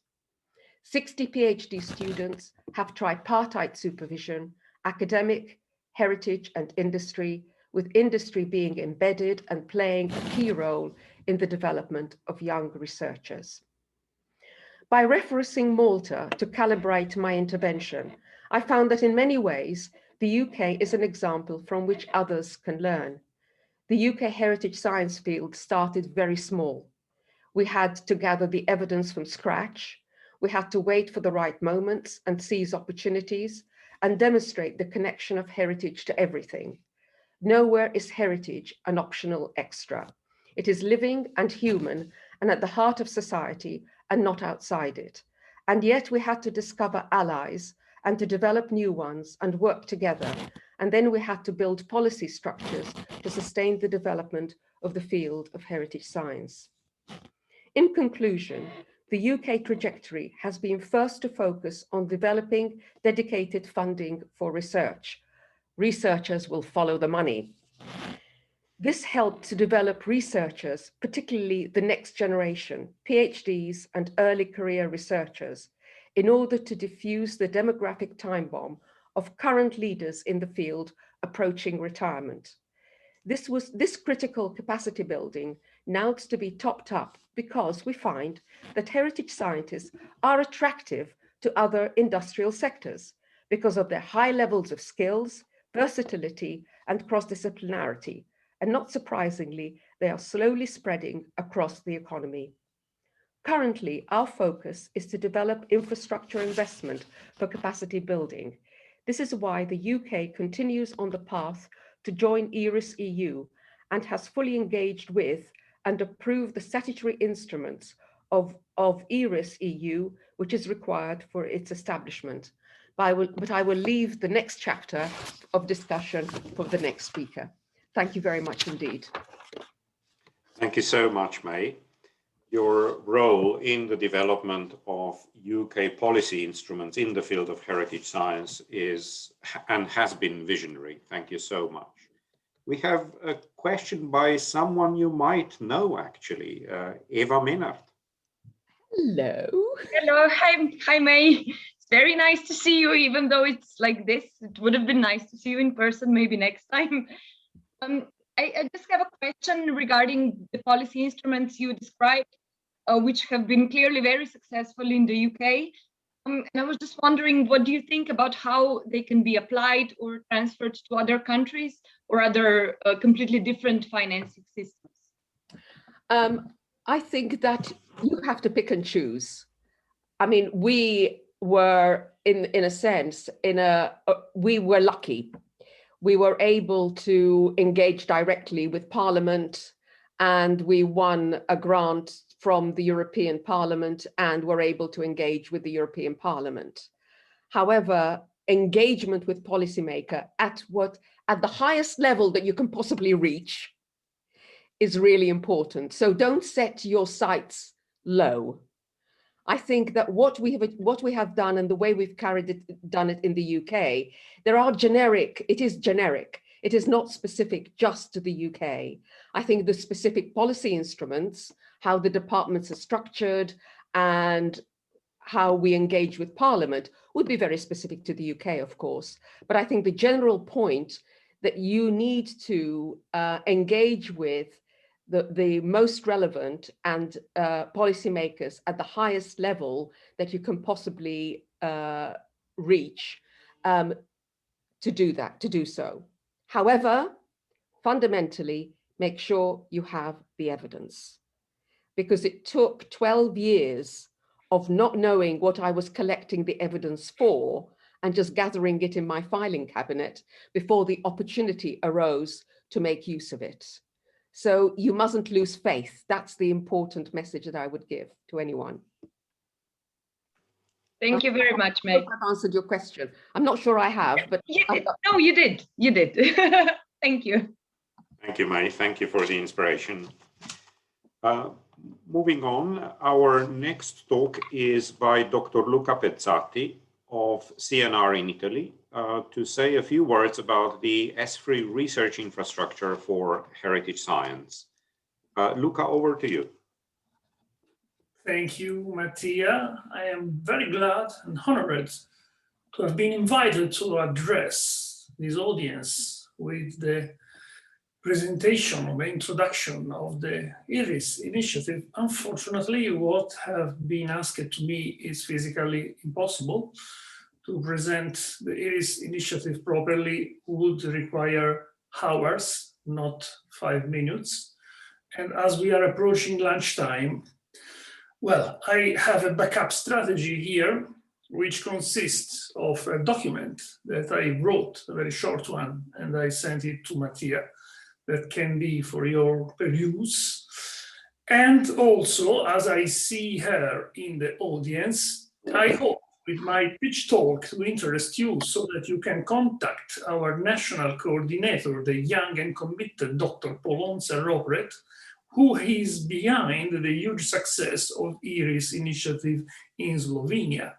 There is one other reason why I've been asked to talk here, that Slovenia is one of the first and most supportive European countries to the IRIS initiative, one of the first countries having adopted IRIS in the national roadmap, and one of the 13 countries who signed in February the application to the European Commission for step 1 to become a European research infrastructure. So Slovenia is counted within the founding members of IRIS. Well, what is IRIS? I hope that sharing this only slide just to help me with saving 1,000 words. IRIS is an European research infrastructure. It's the only one for heritage science. But what is behind IRIS maybe is more interesting.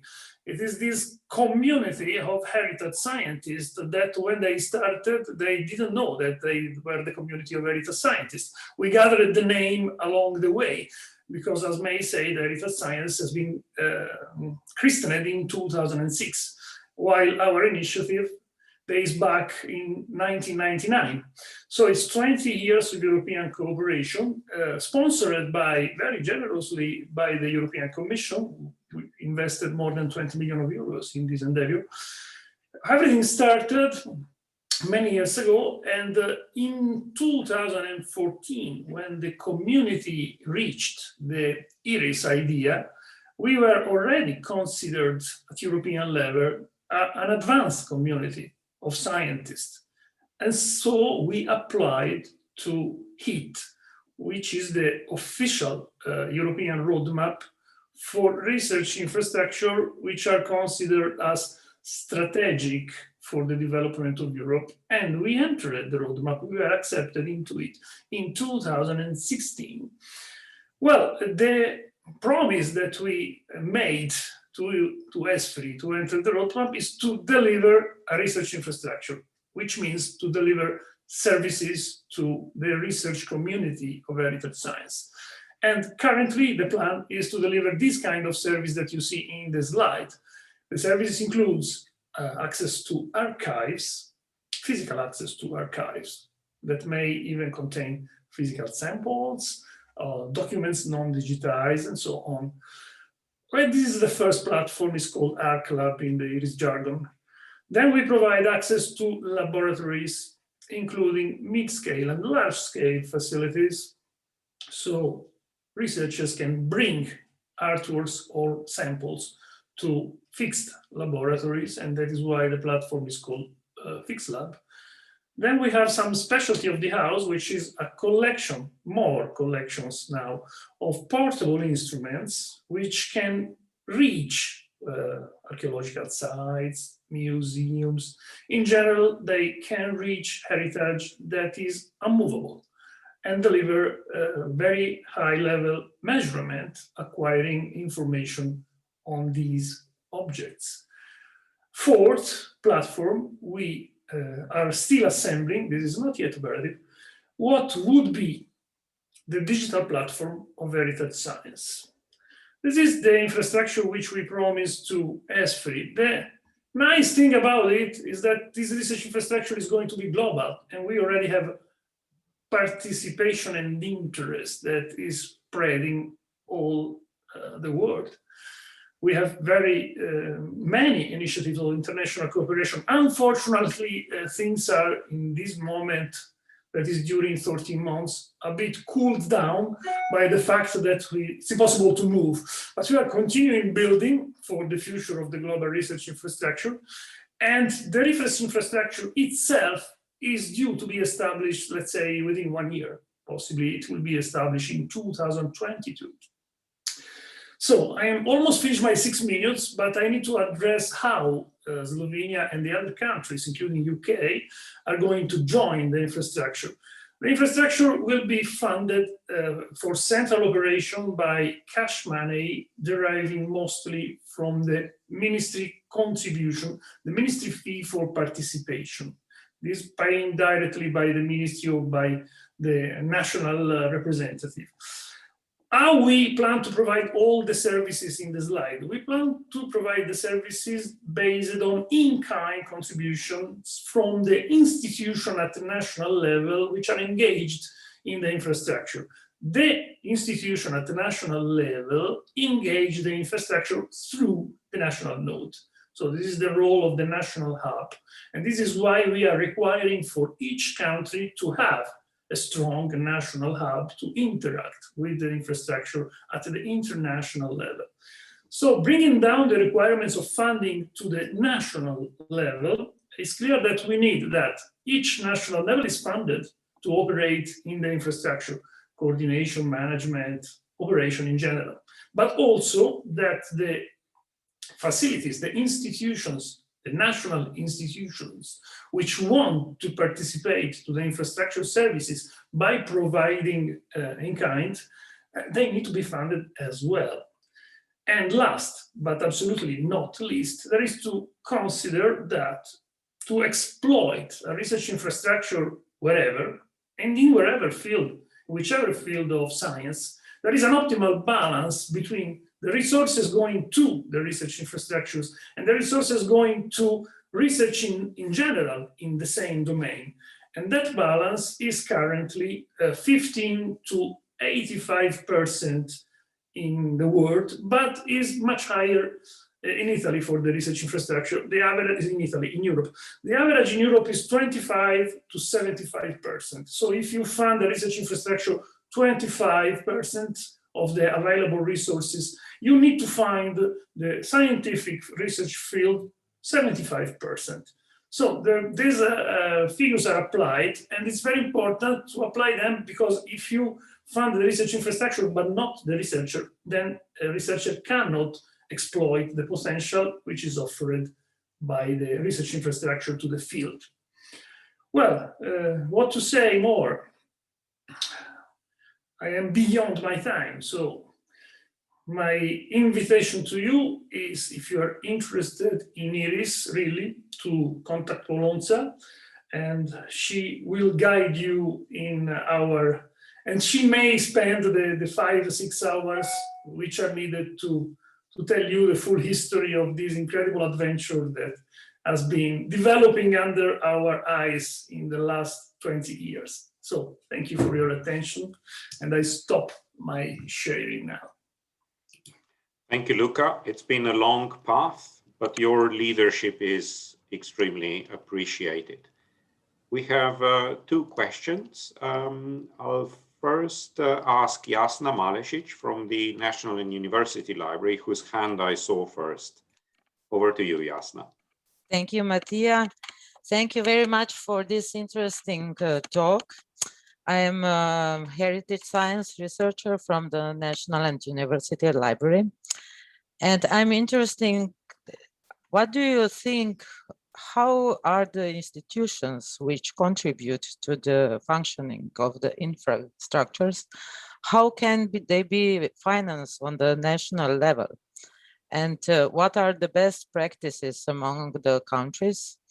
And in case, for example, of our library, how could cultural institutions like our library who needs budget to contribute to the infrastructures, but it's not finance from the research budget, collaborate? Thank you very much.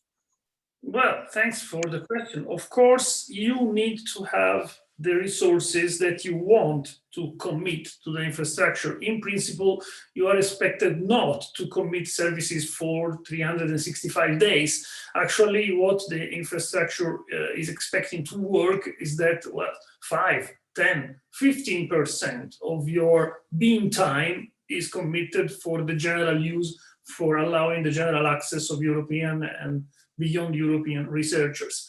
So that is the point, that you need to have this plan for committing some of your capacities to the infrastructure. And in that sense, you need to be paid for doing that. Otherwise, it's impossible. So that's the first point. About the, well, what to say more? Of course, the problem is that you need to update constantly your capacities to be cutting edge and maintain a prominent place in the infrastructure, which is a very competitive environment at the global level, you can imagine. And for doing that, we have already success stories and examples, because IRIS, just from the idea of IRIS and not yet established, has provoked in several countries investment of millions. And I can cite other examples in UK, in Italy, in France, and more will be generated. So in a certain sense, the initiative of IRIS has already been a game changer in several countries. And I think it's going to be a game changer at the global level, from changing the way how heritage science research has been traditionally funded.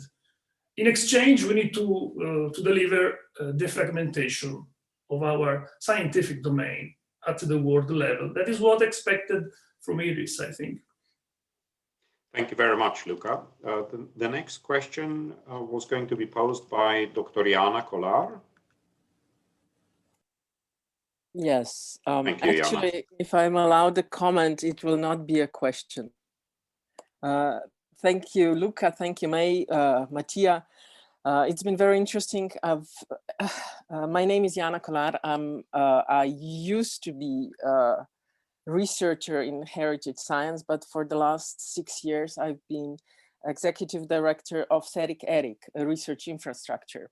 And we've collaborated, I'm very happy to say that we've collaborated very well with Luca during the preparatory phase of IRIS infrastructure, because we also focus on, we cover material science. I would like to stress that it's particularly important to stress the interdisciplinary part of heritage research, especially now, because most of the, well, it's it's becoming more and more prominent that we cannot address societal challenges properly without the interdisciplinary approach. This has become more clear than ever with the COVID situation, where the solutions were only provided because the, well, in Europe, for example, you had this approach of EU versus Corona, which went across different ministries, across different funding budgets, just with policymaking, stepping together, trying to provide solutions from every angles. And this is very much the case now. I mean, it's highlighting how important it is to approach also the other societal challenges in the same approach. For example, climate, or in this case, it's also very good for heritage research to emphasize this, that you need exactly the same thing. And then I would just like to add something, because it was, well, there was a discussion on how to get more funds for heritage research and what are the opportunities. Now, May emphasized that it's for Slovenia, when Eva asked what to do in Slovenia, May emphasized that it's important to try to see what are the opportunities and go for them. Now, within Europe, now we are starting with the new multi-annual financial framework program. And we're also starting with the new ERA, European Research Area. These are fundamental changes which, for example, offer new opportunities by emphasizing joint research across Europe.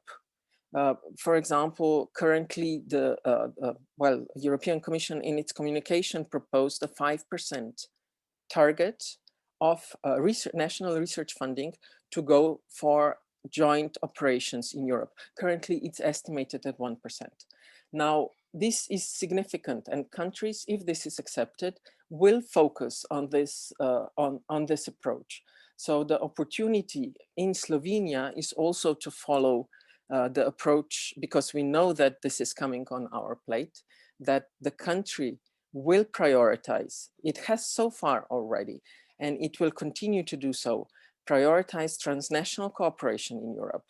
So the participation in IRIS, but also in any kind of cross-border research programs on the topic for Slovenia would be very important. I mean, it is a likely opportunity in the future.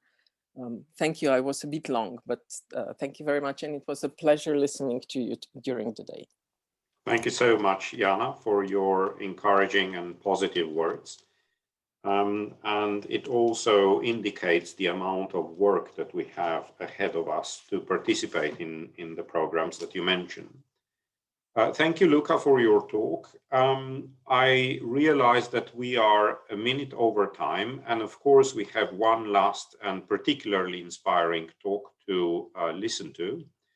And however, I've also had indications of several colleagues that they would like to provide some feedback at the end. So my proposal is to extend the event by half an hour, but of course I will absolutely understand if our speakers have other events to attend or other work to do, obviously, because we are over time. But I'm keen to listen to the feedback that other researchers, Slovenian researchers, might have to offer. Without further ado, however, it is my absolute pleasure to introduce the Vice President of the Austrian Academy of Science, Professor Alram. Namely, at the Austrian Academy of Sciences, the program of funding of heritage science has just started. And I'm hoping that this last, but absolutely not, I'm hoping that this last talk of the day will provide us with a particular sense of what opportunities lie ahead of us for our academy as well. Professor Alram, over to you, please. Thank you, Mattia, for this nice introduction. I would also like to thank the Slovenian Academy for inviting me to this most interesting seminar. Well, my short presentation will focus on the strategic path Austria is taking to establish heritage science as an institutionalized field of research in Austria, with the final goal being the implementation of an Austrian IRIS national node. The Austrian Academy has been willing to take the lead in this process by drawing on its diverse networks of internal and external cooperation partners. Despite its diverse manifestations, the development of heritage science in Austria was, until recently, defined exclusively through the activities of single institutions like universities, museums, archives, and libraries. In 2017, the Kunsthistorische Museum in Vienna, the Technical University Vienna, and the Austrian Academy organized a 3-day conference called Heritage Science Days, which provided a showcase for the richness of heritage science in Austria. In 2018, 6 institutions then funded the Heritage Science Austria platform. You can see it on the heritagescience.at, with the aim of strengthening the network of institutions, and signed a memorandum of understanding. And these institutions are, for the moment, the Austrian Academy, the Kunsthistorische Museum, the Academy of Fine Arts in Vienna, the Technical University Vienna, the University of Applied Arts Vienna, and the University of Natural Resources and Life Sciences in Vienna. As a result of the activities of the Heritage Science Austria platform, the network's projects and working groups have gained wider visibility. Currently, 36 working groups are represented on the platform's website. In addition, the platform has been engaged in promoting a range of various activities, like the informal heritage science cafes, as well as a larger biannual event, the Heritage Science Austria meetings, which took place for the first time in 2019. After the establishment of the Heritage Science platform, the Austrian Academy received funding from the Austrian National Foundation to sponsor the first call for interdisciplinary proposals related specifically to heritage science in Austria. And this was a huge step forward for heritage science in Austria. The Academy received 4.5 million euros to support a competitive call. In June 2020, the call was launched and we received 101 proposals, which was a wonderful sign for the immense interest in heritage science in Austria. Our excellent international jury, where also Professor Sturlic was part of it, consisting of 6 renowned experts in the field, chose 22 applicants from the 101 proposals and asked them to submit full proposals. These 22 proposals received 2 external reviews each, and 21 applicants were then invited to present their projects at a hearing with the members of our jury. The jury selected 9 projects for funding. Each project runs for 4 years and will receive approximately between 400 and 500,000 euros. The selection criteria they applied were the excellence of the proposal, of course, the quality of the interdisciplinary research, and the impact of the research in the field of heritage science in Austria. The chosen projects illustrate also the great diversity of the field. Also, this was an important point for choosing the projects.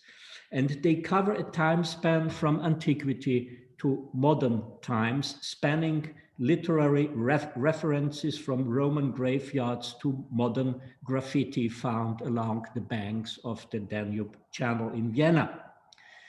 With these 9 projects lasting for up to 4 years, we are very confident that they will contribute substantially to improving the perception of heritage science in Austria. The projects will be linked to the existing heritage science platform to allow for further exchanges and to increase, of course, also their visibility. In addition, the Austrian Academy will use the Heritage Science Austria platform to strengthen its cooperation with the Austrian Archaeological Institute and the Austrian Center for Digital Humanities and Cultural Heritage at the Academy. As institutional cooperation has intensified and the visibility of heritage science has increased, the field has finally received also the political support in Austria.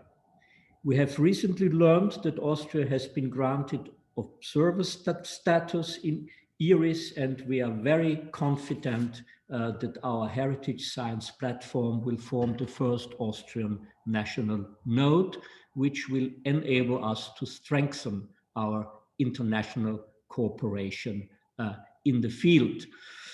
Well, I'm at the very end of my short presentation, and what I just would like to add is to attract our politicians to take part in this IRIS process was really hard work. This lasted for more than 6 years, and especially my colleagues at the museum tried everything to persuade them really to take part in this so important initiative. Finally, we succeeded, but in the whole process, sometimes I became really very skeptical if we might be successful or not. But now I think the path is paved, and we are looking in a good future for heritage science in Austria. Thank you. Thank you so much for your inspiring words, Professor Alram. And I believe we're still at the beginning of the path that you've taken at the Austrian Academy, but you've shown us, you've given us a lot of inspiration. As indicated before, I'd like to open the floor for general discussion and feedback and short talks of our participants. And I have the pleasure of inviting Dr. Ines Vodopivec of the National and University Library to provide her feedback. Ines, over to you, please. Thank you very much, Professor Sterlich. I'm very pleased to be able to attend this excellent event today. And of course, all acknowledgements also to presenters. We have heard some excellent and inspiring suggestions on how to move forward in this theme. I've heard we are a little bit over time, so I'll be very short. I'm very pleased to be here today as a representative of one of Slovenia's biggest national public organizations responsible for collection, preservation, and research of written cultural heritage. It represents our national identity, and its research is almost always stretches beyond one discipline. That is why researchers from our library participate and collaborate with researchers from other institutions, many times also with our host institution, that is Slovene Academy, in national and international projects and programs, well, actually already for many years. It is interesting that most of the research made is interdisciplinary, where humanities, social sciences, and natural sciences find new solutions for modern issues for our well-being. For example, we focus on questions like how to provide access to digitized written cultural heritage to persons with disabilities, or how to date and provide information on provenances of medieval manuscripts, if not with combining material science, chemical research methods with art history and literary approaches. Many of our projects nowadays connect to digitization. Here, it is most important that IT developments and solutions are related with metadata production systems of librarianship to create effective and useful results. We must not forget contemporary digitally born written heritage we also have to address. So, scientific interdisciplinary research in cultural heritage is most important and valuable, and it needs to be addressed adequately. Of course, there are many open questions that we also opened today, which need to be addressed in the period ahead of us. But at the moment, I wouldn't have any questions. I would just like to express our support on the initiative to develop national strategy in the field of interdisciplinary scientific research of heritage in Slovenia. And we hope we will be able to actively contribute to the document or many documents and that you will provide. Thank you. Thank you very much. Thank you so much, Ines. And we count on your contribution as we continue our discussions also in the next seminar, as well as in the development of the document that you mentioned. Thank you. I'd like to, next, I'd like to invite academician Professor Željko Knez of University of Maribor. Željko, over to you. Yeah, thank you, Mattia, for your introduction. First of all, I should like to congratulate you to organize this seminar and together the so well-established researchers and participants are practically from all over the Europe. And at the same time, thanks to the Academy to host this meeting. So if we go to what is University of Maribor working, we have some disciplines which are or could be, let's say, do the research on the national heritage. We have in research infrastructure, and of course we already did something in the past. But it is the problem of Slovenian science is that it is, let's say, disintegrated. We have somehow to integrate these activities and not only between different sciences, but also between different institutions. This is very, very important that maybe either the Academy or the Research Council of Slovenia should somehow integrate these activities. As you know, we are now in Slovenia, we have research projects, we have research programs, and I hope that finally it will be created a research program, which means the long-term financing of research on some topic, and I hope that it will be also on the heritage. It is the way, what is, let's say, what means this heritage, what influences? It influences practically all our activities or all our life activities, like tourism, like creative industry, like health and well-being, and of course the national identity.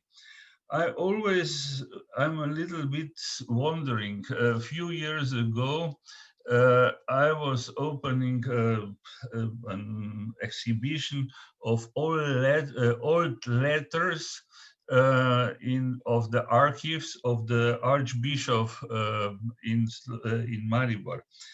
And I'm wondering, this is for me a topic, how all these mails which we are now sending around the world and around the globe and every day 100 mails and so on, how this will be evaluated in the future, if at all will be evaluated. So that the new time brings new challenges. And Mattia, I should like to thank you very much to organize this meeting, and I hope and I wish that you will be successful in the preparing of the program. And of course, the University of Maribor is preparing to participate in the programs, projects of EU, Slovenia, and so on. We are ready to support this heritage. Thank you so much. In the heritage. Thank you so much, Professor Knez, for your encouraging words. As you know, there is already a body of institutions across Slovenia collaborating in this field. And it is our firm hope that with this event, we have provided or starting to provide a platform for further collaboration. The next person who indicated they would like to provide a short address is Professor Žgajnar Gotwijn of the University of Ljubljana Faculty of Chemistry and Chemical Technology, of which she might be the next dean. Okay, thank you, Mattia. I would first like to thank you for this excellent organization of this meeting, as well as to Academy for inviting me here, to give me opportunity to welcome you somehow on behalf of University of Ljubljana, Faculty of Chemistry and Chemical Technology, at this meeting, which is dedicated to heritage science. Interdisciplinarity as well as transdisciplinarity are concepts that have always been very close to me as I work in the field of water treatment and water restoration, where such approaches, of course, have always been established. And with my favorite first article of the Water Framework Directive, which is actually the most important umbrella European legislation in these areas, it is stated that water is not a commercial product like any other, rather, but a heritage which must be protected, defended, and treated as such, which of course must be understood as the necessity of the cooperation of all people, scientific fields and disciplines in order to achieve these goals. And so our Faculty of Chemistry and Chemical Technology has always developed these concepts, which is also evident from the contents of our undergraduate study program, the participation of the faculty in the study programs of other faculties, members of the University of Ljubljana, as well as, of course, art academies, and especially in doctoral studies, where we are connected with many partners nationally and also worldwide. The same is, of course, true in the field of heritage science, where the humanities, the social sciences, and are linked with technology and natural sciences. So the Faculty of Chemistry and Chemical Technology has been active in this field since the 5th framework program, where we also coordinated several European projects with a total value of several 88 million euros. And we are also the co-founders of the Slovenian European Research Infrastructure of Heritage in 2019. And within our faculty, we have also established a special unit in the field of heritage science as a part of our infrastructural center. But in any case, at the faculty, also because of Professor Sterlic, of course, we are focused mainly on the future. So according to our opinion, it is very necessary to intensify cooperation between the holders of research and educational strategies in the field of heritage science in Slovenia, and maybe even to consider some interdisciplinary master study programs within the University of Ljubljana. And of course, we have to accelerate efforts to facilitate the financing of such interdisciplinary areas and overcome fragmented ways of financing research activities in Slovenia. And of course, we have to systematically support such cooperation in European integration. So only in such a way we will be successful and we will be able to give importance to Slovenian heritage science and support, of course, its already more than successful efforts to establish its position in international arena. So thank you very much. Thank you so much, Andrea, for your supportive words and, of course, for your support throughout the past years. The next colleague who indicated that she'd like to say a few words of feedback is the National Coordinator of IRIS in Slovenia, Dr. Polonca Ropret. Polonca, over to you. Thank you, Matija, and also thank for all the speakers of today for a very informative discussion and good discussion. I'm speaking now as a national coordinator of IRIS Slovenia, and as Dr. Luka Pecati has already mentioned, the fruitful activities of our government regarding the national research infrastructure roadmap and the step 1 submission of IRIS to become an ERIC.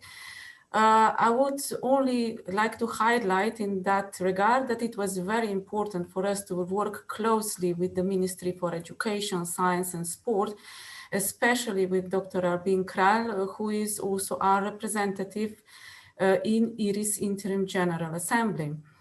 And considering the IRIS of Slovenia, if you have any questions, I can spend the 6 hours as Luca suggested and explain everything about IRIS. So we officially started, just briefly, we started in 2018 by signing a memorandum of understanding between our Institute for the Protection of Cultural Heritage of Slovenia with University of Ljubljana. And since then, we have been building strong collaborations between different stakeholders, such as research institutions at one hand, and on the other hand, heritage institutions, but also different Slovenian societies were not overlooked because we are building a very strong collaboration also with, for example, Slovenian Society for Conservation and Restoration. This is extremely important, these connections, in order to prepare a smart strategy for investments in research infrastructure of IRIS Slovenia that would involve the needs and to answer all the questions of all the stakeholders. Actually, we need to connect all the stakeholders regarding the investments also in the research infrastructure. However, it is not just infrastructure we need to invest, in which we need to invest, but we need also permanent funding, and also for the extending the excellence in expertise in specific field of heritage science, in which we were already recognized at the European level. In the past, and since the 4th framework program, already Slovenian sciences have contributed to projects at the European level of total amount of 90 million euro of European co-funding. And in this project, some expertise was developed to a certain extent. But if the projects have a lifetime, we all know, and they end, and to permanently develop or to stay in the excellence in research, we need permanent funding. So as already previously mentioned by Professor Dr. Knez from Maribor University, we are actually building now a strong partnership to apply for the program group funding at Slovenian Research Agency. This partnership involves our Institute for the Protection of Cultural Heritage, and then University of Ljubljana, University of Maribor, Slovenia National Building and Civil Engineering Institute, and also in a renewed Center of Excellence. So moreover, this is not just important for the expertise development and successful links with other similar European research groups, but also to provide very important, what was previously mentioned by Luca, in-kind contribution for IRIS in the European level of access. So I would again thank everybody now and today for today's seminar, because I think it was very fruitful in related on the way of what we want to achieve for IRIS Slovenia, for IRIS here in Slovenia and also at the Europe. Thank you. Thank you so much, Polonca, for these words. They serve as a perfect final address for this event. So it leaves me with very little to say, actually, which is quite fortunate because we're already so much over time, and I thank you for your patience. I think that with all the excellent speakers today, as well as with everyone who offered feedback, we established how important it is to establish a strong field in cultural heritage research, because there are at least 4 or 5 policy or even industry drivers for this, such as cultural heritage being at the steering wheel in terms of the tourism industry, cultural heritage multiplying investments into creative industries, cultural heritage contributing to health and well-being, as well as to placemaking. And I think we'll take these 4 policy drivers, 4 aspects firmly into account as we develop our research strategy for the field in Slovenia in collaboration with or under the auspices of the Slovenian Academy of Sciences and Arts. And at this point, I would really like to sincerely thank everyone for your contributions, for providing excellent examples of best practice across the continent, and for providing us with a lot of thought and a sense for direction for the years to come. Thank you everyone for your active participation and for listening in. And I'm looking forward to your contributions at our second seminar very much. Thank you very much indeed. Have a great day.